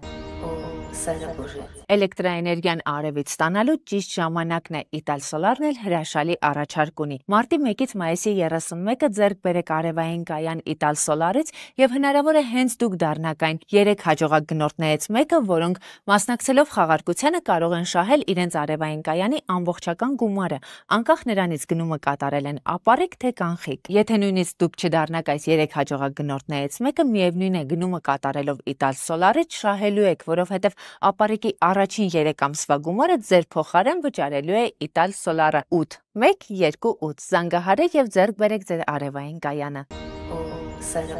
Հետաքրքիր է, երբ անդրադառնում ենք մասնագիտական ընտրությանը, կար մի շրջան, երբ դու հիասթափվել էիր դերասանական կարիերայից, բայց Էվային չես սահմանափակել զբաղվելու իր մասնագիտությամբ, ինչպես հասկանում ենք, եւ երկրորդը դե սխալ ենք հասկանում։ Մի քիչ սխալ եք հասկանում։ Ամեն դեպքում տեսնում ենք աղջկա, որը զբաղվում է իր մասնագիտությամբ, եւ երկրորդը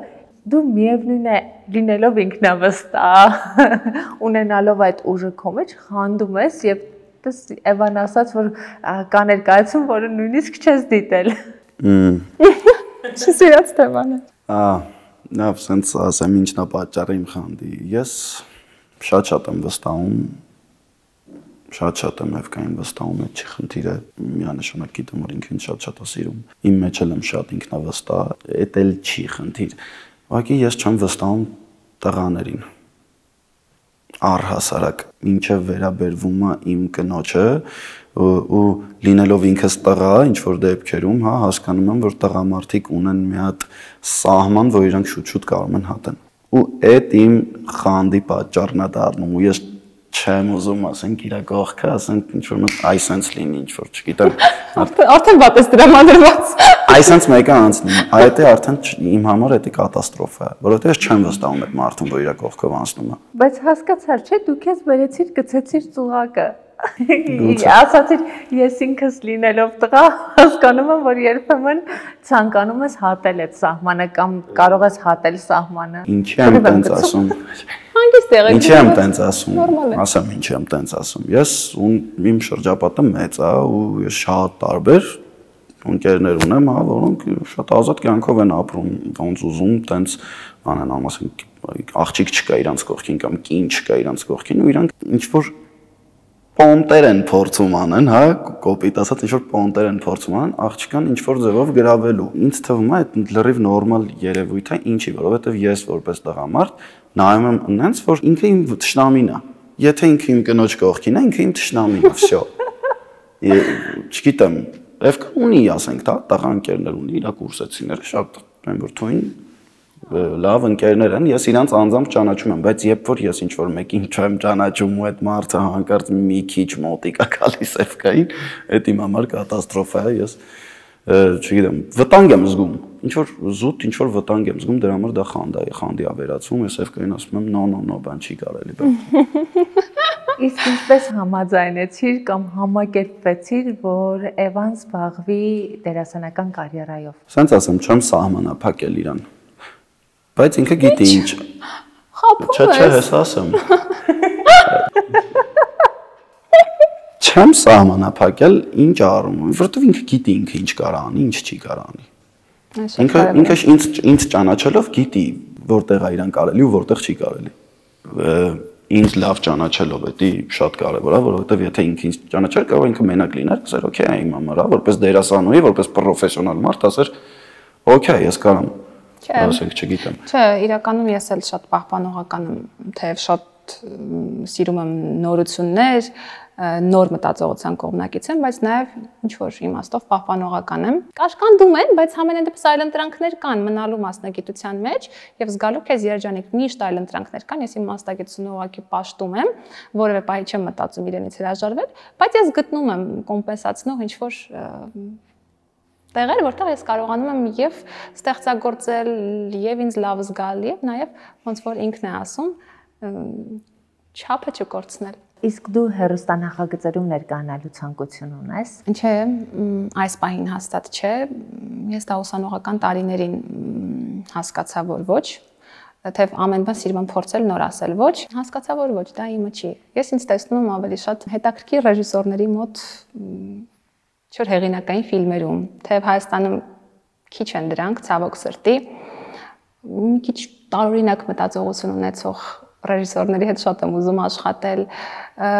Առաջարկների առաջ շատ բաց եմ, բայց խիստ հայկական պրոյեկտներ, հատկապես երկարաժամկետ կուղարկես Լևոնին։ Լևոնին, այո, Լևոնին կուղարկենք, նա տղամարդ է, իրեն շատ ավելի հեշտ է, ես չեմ ուզում, դա իմ մասին չի։ Լևոն, դու քո կյանքն ես ապրում, ուրիշ գործունեությամբ ես զբաղվում, ինչով ես զբաղվում։ Ես աշխատում եմ ավիաընկերությունում, կազմակերպում եմ, լոգիստիկա եմ անում եւ նաեւ վաճառք,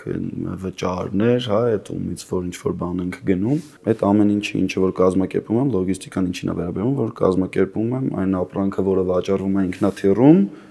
հասնի аэроպորտ, պահեստ, մեր տղաներն էլ արդեն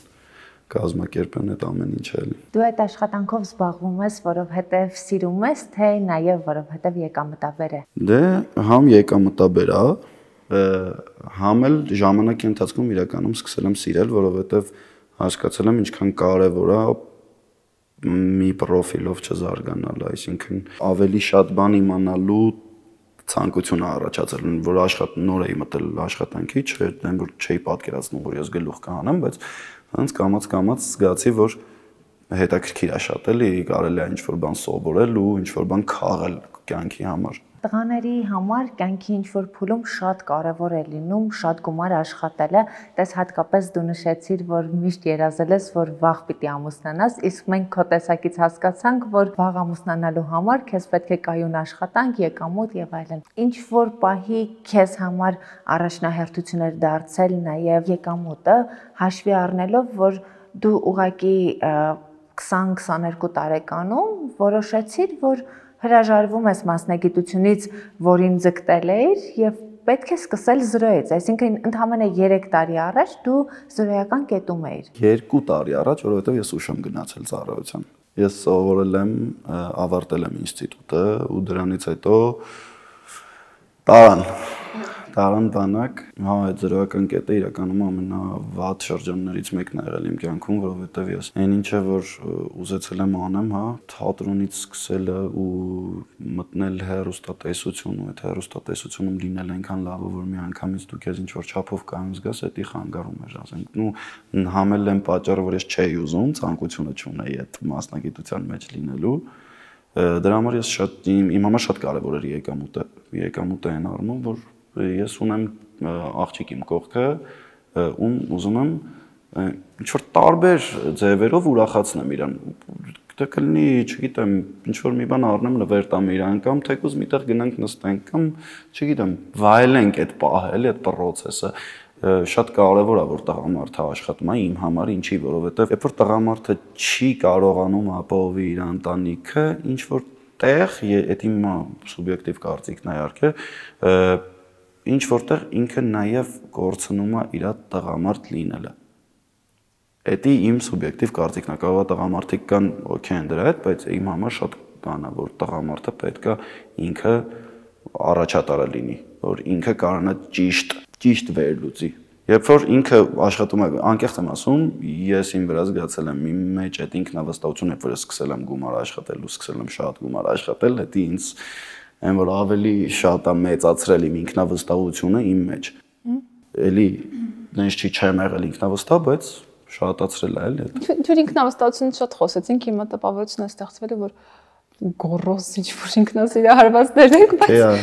այդքան էլ այդպես չի։ Ներվի։ Ես մշտապես գնահատել եմ իր մեջ ոչ թե իր այսինչ կամ այնինչ պահին ունեցած ֆինանսական կարողությունները, այլ իր ձգտումը, իր աշխատասիրությունը եւ եւս մեկ անգամ պիտի նշեմ այդ պոտենցիալ ասվածը, որ ինքը շատ սիրում է գումար աշխատել։ Տեսեք, շատ կարևոր բան է ասում, ասում պիտի տղամարդը լինի առաջատար ընտանիքում եւ ֆինանսապես հատկապես լինի առաջատար։ Ես դա եմ գնահատել իր մեջ, թե որ պահին ինքը ինչքան գումար է աշխատել, շատ է աշխատել, թե քիչ է աշխատել,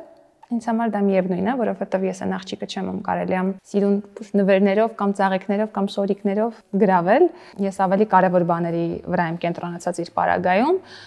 եւ բացի այդ ես ինքս էլ մշտապես աշխատել եմ, մշտապես եղել եմ ֆինանսապես կայուն, ուսանողական տարիներից դեռ սկսած 3-րդ կուրսից կարելի ասել, ոչ մի բանի կարիք բարեբախտաբար չեմ ունեցել, բայց մի կարևոր բան էլ վերջերս նկատեցի, ընկերուհիներս ասացին, ես չեմ սիրում, այ դա սխալ է։ Ես չեմ սիրում, որ ինքն ինձ վրա շատ գումար է ծախսում։ Ոնց որ ես ինձ վատ զգամ կամ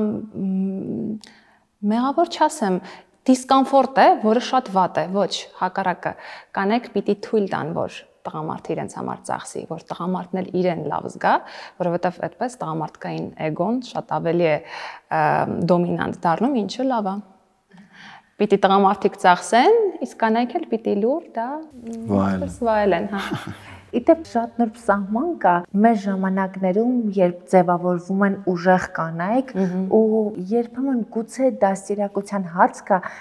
շատ ավելի բամբակի մեջ մեծացած տղաներ եւ շատ ավելի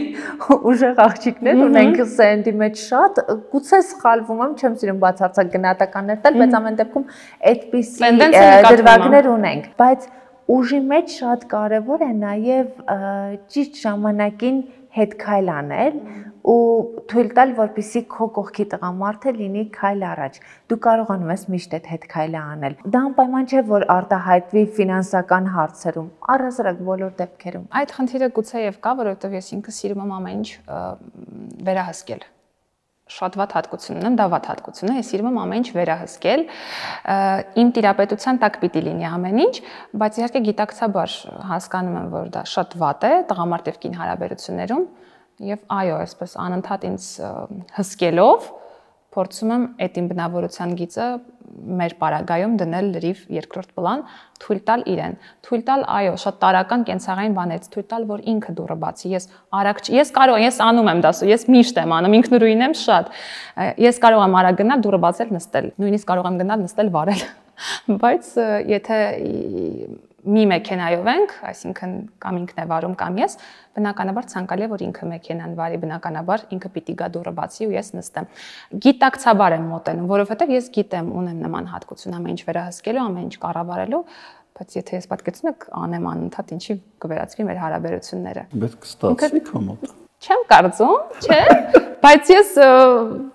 հա կարամ անեմ նման բան, ինչը ինձ թույլ չեմ տալիս, վերահսկելով թույլ չեմ տալիս։ Եղել են ինչ-որ շրջաններ, երբ զգացել ես, որ Էվայի ուժը քեզ խանգարում է, որովհետև հարաբերությունների մեջ ակամայից փորձում է դոմինանտ դառնալ։ Սլով հարցեր։ Չէ, ոնց որ ինքը նշեց, ինքը միշտ փորձել է իրան այդ առումով կառավարի։ Շատ պահեր են եղել, որ ինքը իր այդ մտածելու ունակությամբ ու ուժեղ լինելով հանդերձ ինձ շատ ճիշտ խորհուրդներ ա տվել ու այդ ինձ չի խանգարել, այդ ինձ օգնել է իր ուժեղ լինելը։ Դրանից ավելի շատ եմ սկսել իրան սիրել, որովհետև պահեր ա ցած եղել, որ իրոք իր խորհուրդը չլիներ, կարող է ասենք լրիվ ուրիշ ձև դասավորվեր ամեն ինչ։ Ինչ որ մի հատ սիտուացիա կյանքի, որ կարևոր լիներ, կարող լրիվ ուրիշ ձև դասավորվեր, բայց իր այդ ուժեղ լինելը, այդ իր ճիշտ ու հետաքրքիր մտածողությունը չի խանգարել երբեք։ Ես միշտ փորձում եմ սենց ասեմ, ես իրան ազատ եմ թողում այդ առումով, որովհետև այն տեղերում, որտեղ որ ես պետքա, չգիտեմ, որոշումը կայացնեմ ու ասեմ, թե ոնց պետքա լինի, ինքը գիտի դա, ինքը այդ ժամանակ կլռի, բայց այն ժամանակ, երբ որ ես երկմտանքի մեջ եմ, ինքը միշտ այսպես գալիս է ու սենց ոնց որ թևիս տակից սենց բռնի, ասի, օքեյ, ամեն ինչ էլի, մենք իրար հետ ենք հանգիստ տեղի նորմալ է, այս բանը սենց կանենք, կանցնի կգնա։ Մեզ պսակադրող քահանայի հետ վերջերս ունեցանք զրույց, թե շատ եմ սիրում Արցախ եղտանել, հատկապես քահանաներին։ Ու ես ուզում եի երկար հասկանալ, դե իհարկե ծիսակատարությունը եւ այլն ծանոթ եմ, բայց երկար հասկանալ որտեղ է սկսվում տերը եւ որտեղ է սահմանափակվում կնոջ հնազանդ լինելը կամ ճիշտ հակառակը։ Ինքը շատ կարևոր, շատ գուցեև պարզ, բայց շատ խորը բան ասած, ինչի են տղամարդիկ կոչվում տեր, որովհետեւ ողջ պատասխանատվությունը իրենց ուսերին պիտի լինի։ Եվ կինը դա պիտի հասկանա, որ տղամարդն է ի վերջո ասում վերջին խոսքը։ Իսկ թե ընթացքում մի հարց կլինի, որ գուցե ես ավելի սթափ մտածեմ, հարցեր կան, որ ինքն է ավելի սթափ մտածում, դա արդեն հարաբերություններն են եւ հարաբերությունների ընթացքն է։ Այդտեղ ինձ համար շատ նորմալ է, որ ինչ որ հարցեր կան, ես կարող եմ ավելի շուտ հասկանալ, որոշ դեպքերում էլ ինքը, բայց հիմնական, հա, այդ տեր եւ հնազանդի գաղափարը շատ սիրուն գաղափար է։ Պիտի թողնես, որ ինքը կրի պատասխանատվությունը։ Նշանակ։ Լավ, դուք կոնֆլիկտներ չեք ունենում։ Ունենում ենք, շատ ենք ունենում, ասեմ ինչ։ Ասեմ։ Այ։ Այս կարամ խոստովանեմ քո մասին։ Ինչ է։ Ուրեմն Լևոնը չափազանց ուշացող մարդ է, շատ ուշացող մարդ է։ Ինքը Ես նման բան չեմ տեսել ժամանակին եկել։ Սոր ես եմ շուտ։ Հա, ճիշտ է, մի երկու րոպե շուտ։ Ուրեմն ինքը շատ երասկոտ մարդ է։ Ես ճիշտ հակառակը հողին կպած, ավելի ռեալիստ, ավելի պունկտուալ։ Մեր կռիվները կարող է լինեն այդ հարցի շուրջ, որ ինքը ուշանա կամ ինչ-որ մի բան մոռանա։ Ժամադրությունից ուշացել ես։ Հա, իհարկե, լիքը։ Շատ լիքը եղել է, որ պետք է գամ իրան տանից վերցնեմ, որ գնանք ինչ-որ մի տեղ, ասենք ասել եմ ժամը 8-ին պատրաստ եղի, ինքս շատ սիրուն հակած կապած, ես ինչ-որ տենց չգիտեմ, ինչ-որ խնդիրներ առաջացել գործնական կամ չգիտեմ ինչ-որ։ Ինքը ուշացել է, իսկ իմ համար դա։ Ես ուշացել եմ եւ կան։ Հա, դա իմ համար արդեն թաց աչքերով ստացել, ինձ էր սպասում այս այնց այո։ Որտեւ ես այդպեսի մարդ եմ, հիմնականում այդ թեմաների շուրջ լինում կռիվներ կամ լինում է, որ ինքը ինչ-որ բան մոռանում է։ Գիտեմ, որ շատ պատասխանատու է իմ նկատմամբ, մեր հարաբերությունների նկատմամբ, բայց անգամ այդ մոռացկոտությունը կարող է ինձ մի պահ հունից անել, ինձ թվա, որ ինքը անպատասխանատու վերաբերմունք է ցուցաբերում, շատ լավ իմանալով իր խառնվածքը, բայց մարդ ես, մեկ-մեկ քեզ շեղում է եւ դու այսպես բարկության նոտաներ են ծնվում քո մեջ, ինչը շատ արագ պիտի մեղմացնես։ Իդեպ, քանի որ նորից խոսեցինք պսակադրության մասին, ձեզ համար շատ կարևոր կետ էր ունենալ տուն, նոր ամուսնանալ։ Ինչու եք այդքան կարևորում առանձին ապրելը։ Իմ համար այն ընտանիքը, որը որ կազմավորվում է աղջկա եւ տղու միջեւ, խանգարող ոչ մի բան պետքա չլինի։ Իրանք ամեն ինչ ես պետք է առաջինը նկատեմ, որ ինչ որ փոշի կա ու ասեմ այլ կախի չես սրբել փոշին։ Բայց դու կմտածես օրինակի համար եմ ասում, որ մամաս չասի, որ չգիտեմ իրանց մեջ ինչ որ կռիվ չլինի դրա հետ կապված։ Դա շատ անձնական է, որովհետև դուք կարաք վիճեք։ Դուք կարաք, չգիտեմ, ինքը կարա համով բան չսարքի, ես ճուզենամ ուտեմ, ասենք, ու է դրանից չպետք է իմ մաման նեղվի, որովքան չի կամ իմ համար համով բան սարքի։ Բայց քո մամային շատ էս բացասական ներկայացնում։ Իմ մաման շատ թույն կնիկ է, այդ չի։ Բայց իրականում շատ քննադատական է հնչում Լևոն, որովհետև իմ սկեսուրը ինքը բացառիկ երևույթ է, ես իր մասին պարտադիր պիտի խոսեմ։ Ինքը բացառիկ մարդ է, նախ ասեմ, որ իմ ընկերն է, մենք ընկերուհիներ չենք, այդ հարաբերությունները ընկերուհիներ հարաբերությունից մի քիչ ավելի ինձ համար լուրջ են, ընկերներ ենք։ Տեղին է նշել նաև, որ ինքը ազգությամբ հայ չի, Լևոնի մաման ռուս ազգությամբ եւ ունի մի քիչ այլ մտածողություն, երբ որ արդեն խոսակցություններ կար վերամուսնանալու եւ հետեւաբար նաեւ կենցաղում որտեղ ենք ապրելու, ինչ ենք անելու, ուր ենք գնալու, ինքն առաջին մարդկանցից է եղել, ով ասել է, որ հա, պիտի դուք ապրեք մենակ, դուք պիտի ապրեք մենակ, որպեսզի կայանաք եւ որպես զույգեր, ամուսիններ եւ որպես ընտանիք, մենք ամեն ինչով ձեր կողքին կլինենք եւ իմ ծնողները եւ Լևոնի,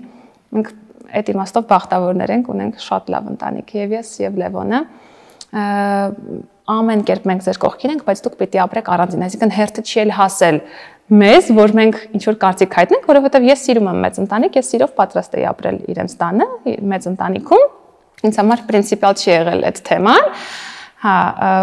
Բայց առաջին հերթին Լևոնի մաման ասել է, որ չէ, դուք պիտի ապրեք առանձին, ու ես իրեն դրա համար շատ շնորհակալ եմ, որովհետև հիմա արդեն երբ սկսում եմ անել մեր ապագա տան համար գնումներ,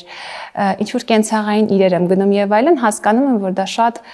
անձնական տարածք, նույն խոհանոցը, նույն կենցաղավարությունը, շատ անձնական տարածք է եւ տան մեջ ցանկալի է որ լինի մեկ տանտիրուհի եւ մեկ տեր։ Ինձ թվում է իրանք էլ ուզում են պրոստը հանգիստ ապրել։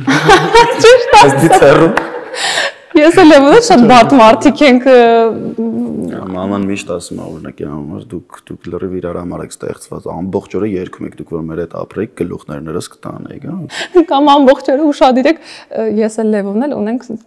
լավ կամ վատ սովորություն, շատ մակրասեր ենք, որ չափից շատ չի կարելի այդքան։ Այսպես ամեն ինչը փոշին, ոնց որ ինքը քիչ առաջ նշեց, բակտերիաները, բակտերիա զերծենք, բանով սպիրտով մաքրենք ամբողջ տունը եւ այլ մի քիչ այսպես շեղումներ կան մեզ մոտ, ցանկալի եմ մենք մեր շեղումնարատ տանն ապրենք։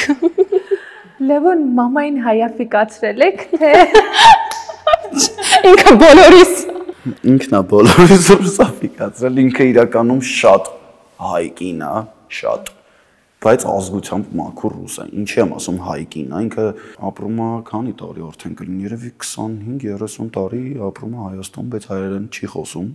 Մենք բոլորս իր հետ որ Էվկան, ասենք, մի քիչ դժվարանում էր սկզբից, հա, հիմա արդեն լրիվ բացվել է, ասենց են որ դժստում է։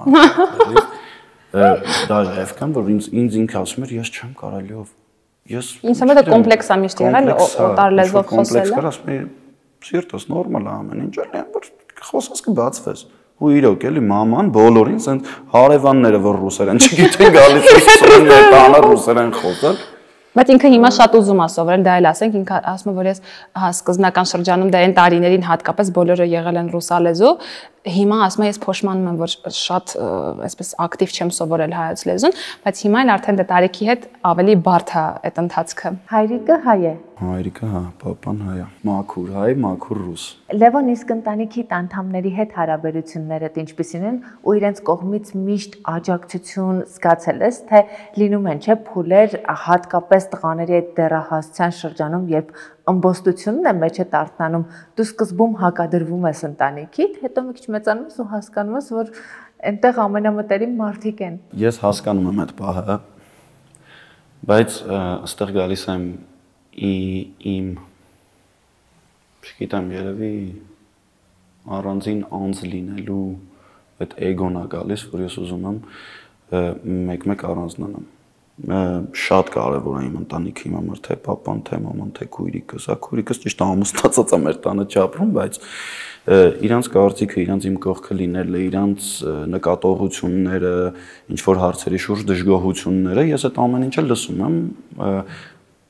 բայց ամեն դեպքում մինչև հիմա այդ որ ասում ես այդ խոսակցությունները կա, հա, մինչև հիմա կա, մինչև հիմա պապան չի ընդունում, որ ես ուշ եմ գալի տուն։ Օրինակ ես չգիտեմ այդ ինչա, բայց ասենք ես միշտ այդ կռիվը կա իմ ու իր մեջ, պապ կգամ օքեյ, ման տղա ջան արի ու հոգնած ես արի տուն, ասում եմ պապ գիտեմ որ հոգնած եմ կգամ տուն, դե վсё լավ արի տուն։ Այդքանով ավարտվում է, պետք է բարձրանաս տուն, ասել է վերջ վсё։ Դու էլ բարձրացար։ Իհարկե չբարձրացավ, բայց իրենք շատ լավ են, իրենք իսկապես շատ լավ ընկերներ են ընտանիքը հանդերձ, ընտանիքը շատ մեծ պատժերժ է անում, ես շատ ուրախ եմ, ուղղակի պահեր կա, որ մենք քանի որ ես տարբեր եմ իրանցից, իրանք էլ ամեն մեկը, հա, առանձին ինչ որ մարդիկ են, որոնք իրանց կյանքը ունեն ապրած ու ապրել են ինպես մի տարեկանից ու հասել են ինչ որ մի հատ X տարիքի իրանք ձևավորել են իրենց, ես ուզում եմ ձևավորեմ ինձ։ Ու այդ է պատճառը լինում, որ հա մեկ լինում է այդ տարբեր կարծիքները կյանքի վերաբերյալ, որ պապան ասում է, չէ, ես սենց ես ասում եմ, պապ լավ էլի, դες ես սենց, ինչ ես սենց համոզում, մեկը սենց ես սենց չեմ համոզվի բան։ Բայց շատ էլ պահեր է եղել, որ հասկացել եմ, որ հա պապան ճիշտ է եղել ու նեղվել եմ դրանից։ Ու եզրափակելով ես ուզում եմ խոսել նաև քո բանակային տարիների մասին, որովհետև հետպատերազմական Հայաստանում եւ բանակի ուժը ու բանակի կարևորությունը անգնահատելի է։ Ես երբեմն որևէ երևույթի մասին խոսելիս մենք կարծես խոսում ենք ու փոքրացնում ենք այդ երևույթը, բայց շատ կարևոր է նաև խոսել այդ մասին։ Միաժամանակ յուրաքանչյուր մարդ ունի իր անհատական ապրումները, մտավախությունները, բարդությունները, որովհետև իհարկե ես չեմ հիշում որևէ ժամանակաշրջան, երբ ենթադրենք սահմանին չէին կրակում, վտանգներ չկար ու բանակում երբ ունեիր հարազատ մարդ դու ամեն օր ուղակի օր չխնդրեիր, մյուս կողմից հետպատերազմական շրջանում շատ ավելի ծանր էր այդ փուլը։ Նախ ինչպես անցան քո բանակային տարիները եւ հետո ինձ հետաքրքիր կլինի լսել քո ապրումները այդ փուլում։ Հետպատերազմական այդ վիճակից հետո ես գնացել եմ 21 թվականին ծառայության, արդեն մի տարի անցել էր, կար զգացվում էր, քանի որ ես էլ մեծ եմ եղել տարիքով, շատ բան եմ զգացել, թե սպայական կազմից, թե զինվորների կողմից ու այդ ներքին ցավը, որ ունեն սպաները,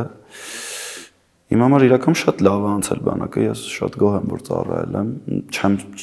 միշտ իմ համար որ ծառայել, արդեն իմ համար sense որ հեռու մնա ինձանից, էլի ես չգնամ, էլի խնդրում եմ իմ հետ ինչ-որ մի բան կլինի այնտեղ, բայց ես հետո հասկացա, որ դա շատ պետք էր, որովհետև ես ունեմ արդեն ինչ-որ զենքի վերաբերյալ մասնագիտություն, հրետանավոր եմ եղել, ճիշտ է հետո ուղարկեցին Վարդենից մի քիչ խնդիրներ առաջացավ, ես չեմ եղել ենթարկվող զինվոր, այդ լավ չի ինչ որտեղ, որովհետեւ երբ որ հրամանները ճիշտ տեղին են ուղղված, շատ լավ է, բայց երբ որ հրամանները տեղին չեն, ինչ որ առումով ինձ կարելի է ինձ թվում հասկանալ, որ լիքը մարդ կհասկանա, վստահ եմ, բայց մեր բանակը իմ սուբյեկտիվ կարծիքով ունի մի հատ խնդիր, որ մինչև հիմա չեն կարևորում այն ինչը որ սովորացնում է բանակը ու նաև սպաները չեն կարևորում դա, այսինքն այն ինչը որ կարելի է գործադրել պատերազմում, այդ պատերազմական վիճակից հետո էլի չկար այդ երեխեք սովորեք պետք է գալու, երեխեք սովորեք պետք է գալու։ Կար քիչ էր, այնքան չէր որ ինձ օրինակ բավարար էր։ Իմ համար օրինակ դա քիչ էր, էլի, որովհետև չգիտեմ, մենք շատ բան ունենք, բաց թողումներ ունենք մեր բանակում։ Բայց շատ լավ անցել։ Էվկայի մոտ էի շուտ գալի գնում, փախնում էի։ Շատ էի փախնում։ Միշտ գալիս էի որ տենայի, որտեղ ինքը ինձ հանգստացնում էր այնտեղ, քանի որ ես չեմ կարացել հարմարվեմ, հա, այդ ծառայություն հասկացողությանը խաչա ծառայել եմ, ոչ չեմ ծառայել, բայց ինքը ինձ հանգստացնում էր, երբ որ ես ինչ որ ներվային նոպարներ էի ունենում, ես փախնում գնում էի, ասենք տուն էի մտնում, մամայի թուշը փաչում էի, պապայի թուշը փաչում էի ու գնում էի Էվկայի մոտ, գնում էի, որ իր հետ խոսամ հանգստանամ։ Իսկ դա շաբաթը մեկ գոնե լինում էր։ Հա, շատ էր լինում։ Բայց խնդիրներ չէին առաջանում։ Դրա առաջացավ նրա մեջ, որ ինձ տեղափոխեցին ավելի սահմանային առումով վտանգավոր տեղ ծառայելու, այդ 23 թվի արդեն սկիզբն էր, որ ինձ տեղափոխել մի 5 ամիս բաներ մնացել են, որ արդեն այսպես անելով էինք ծառայում, որտեղ անցնում էր օրերը արագ-արագ, սովորել էինք ամեն ինչին, թե ուտելիքին, հա, թե այդ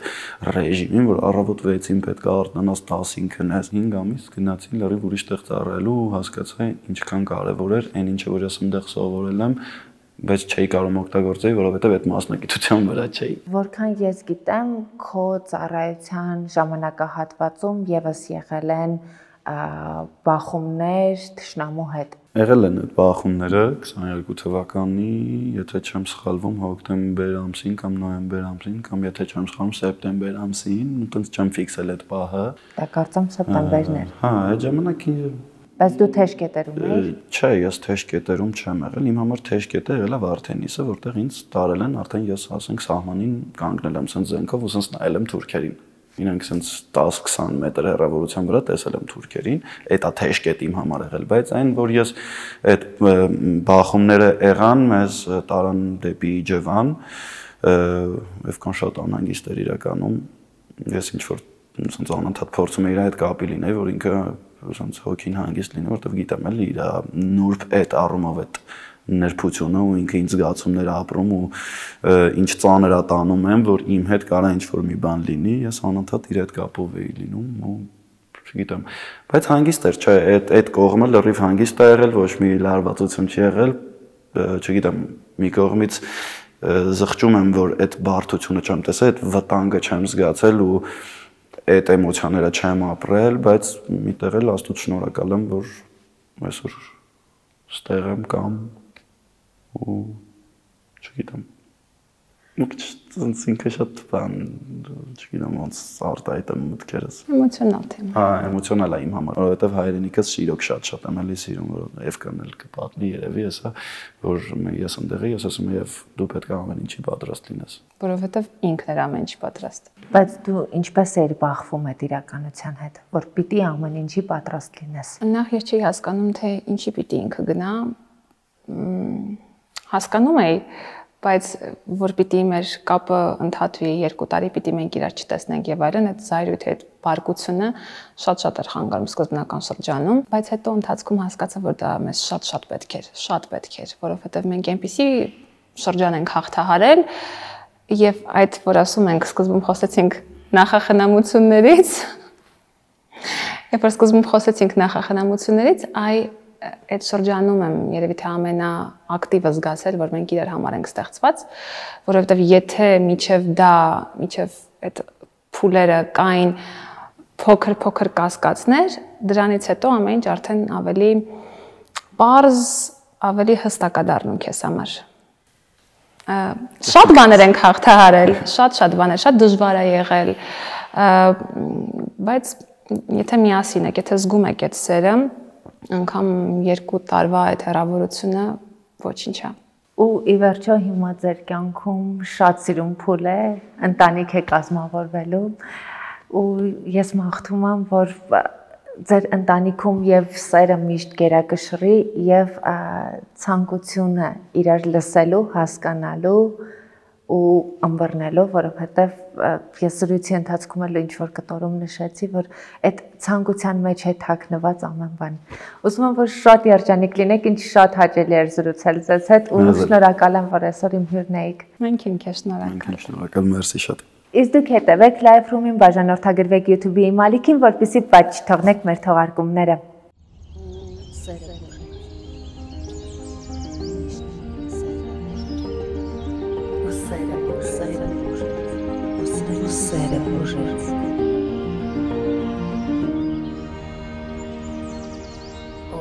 Сера Божия.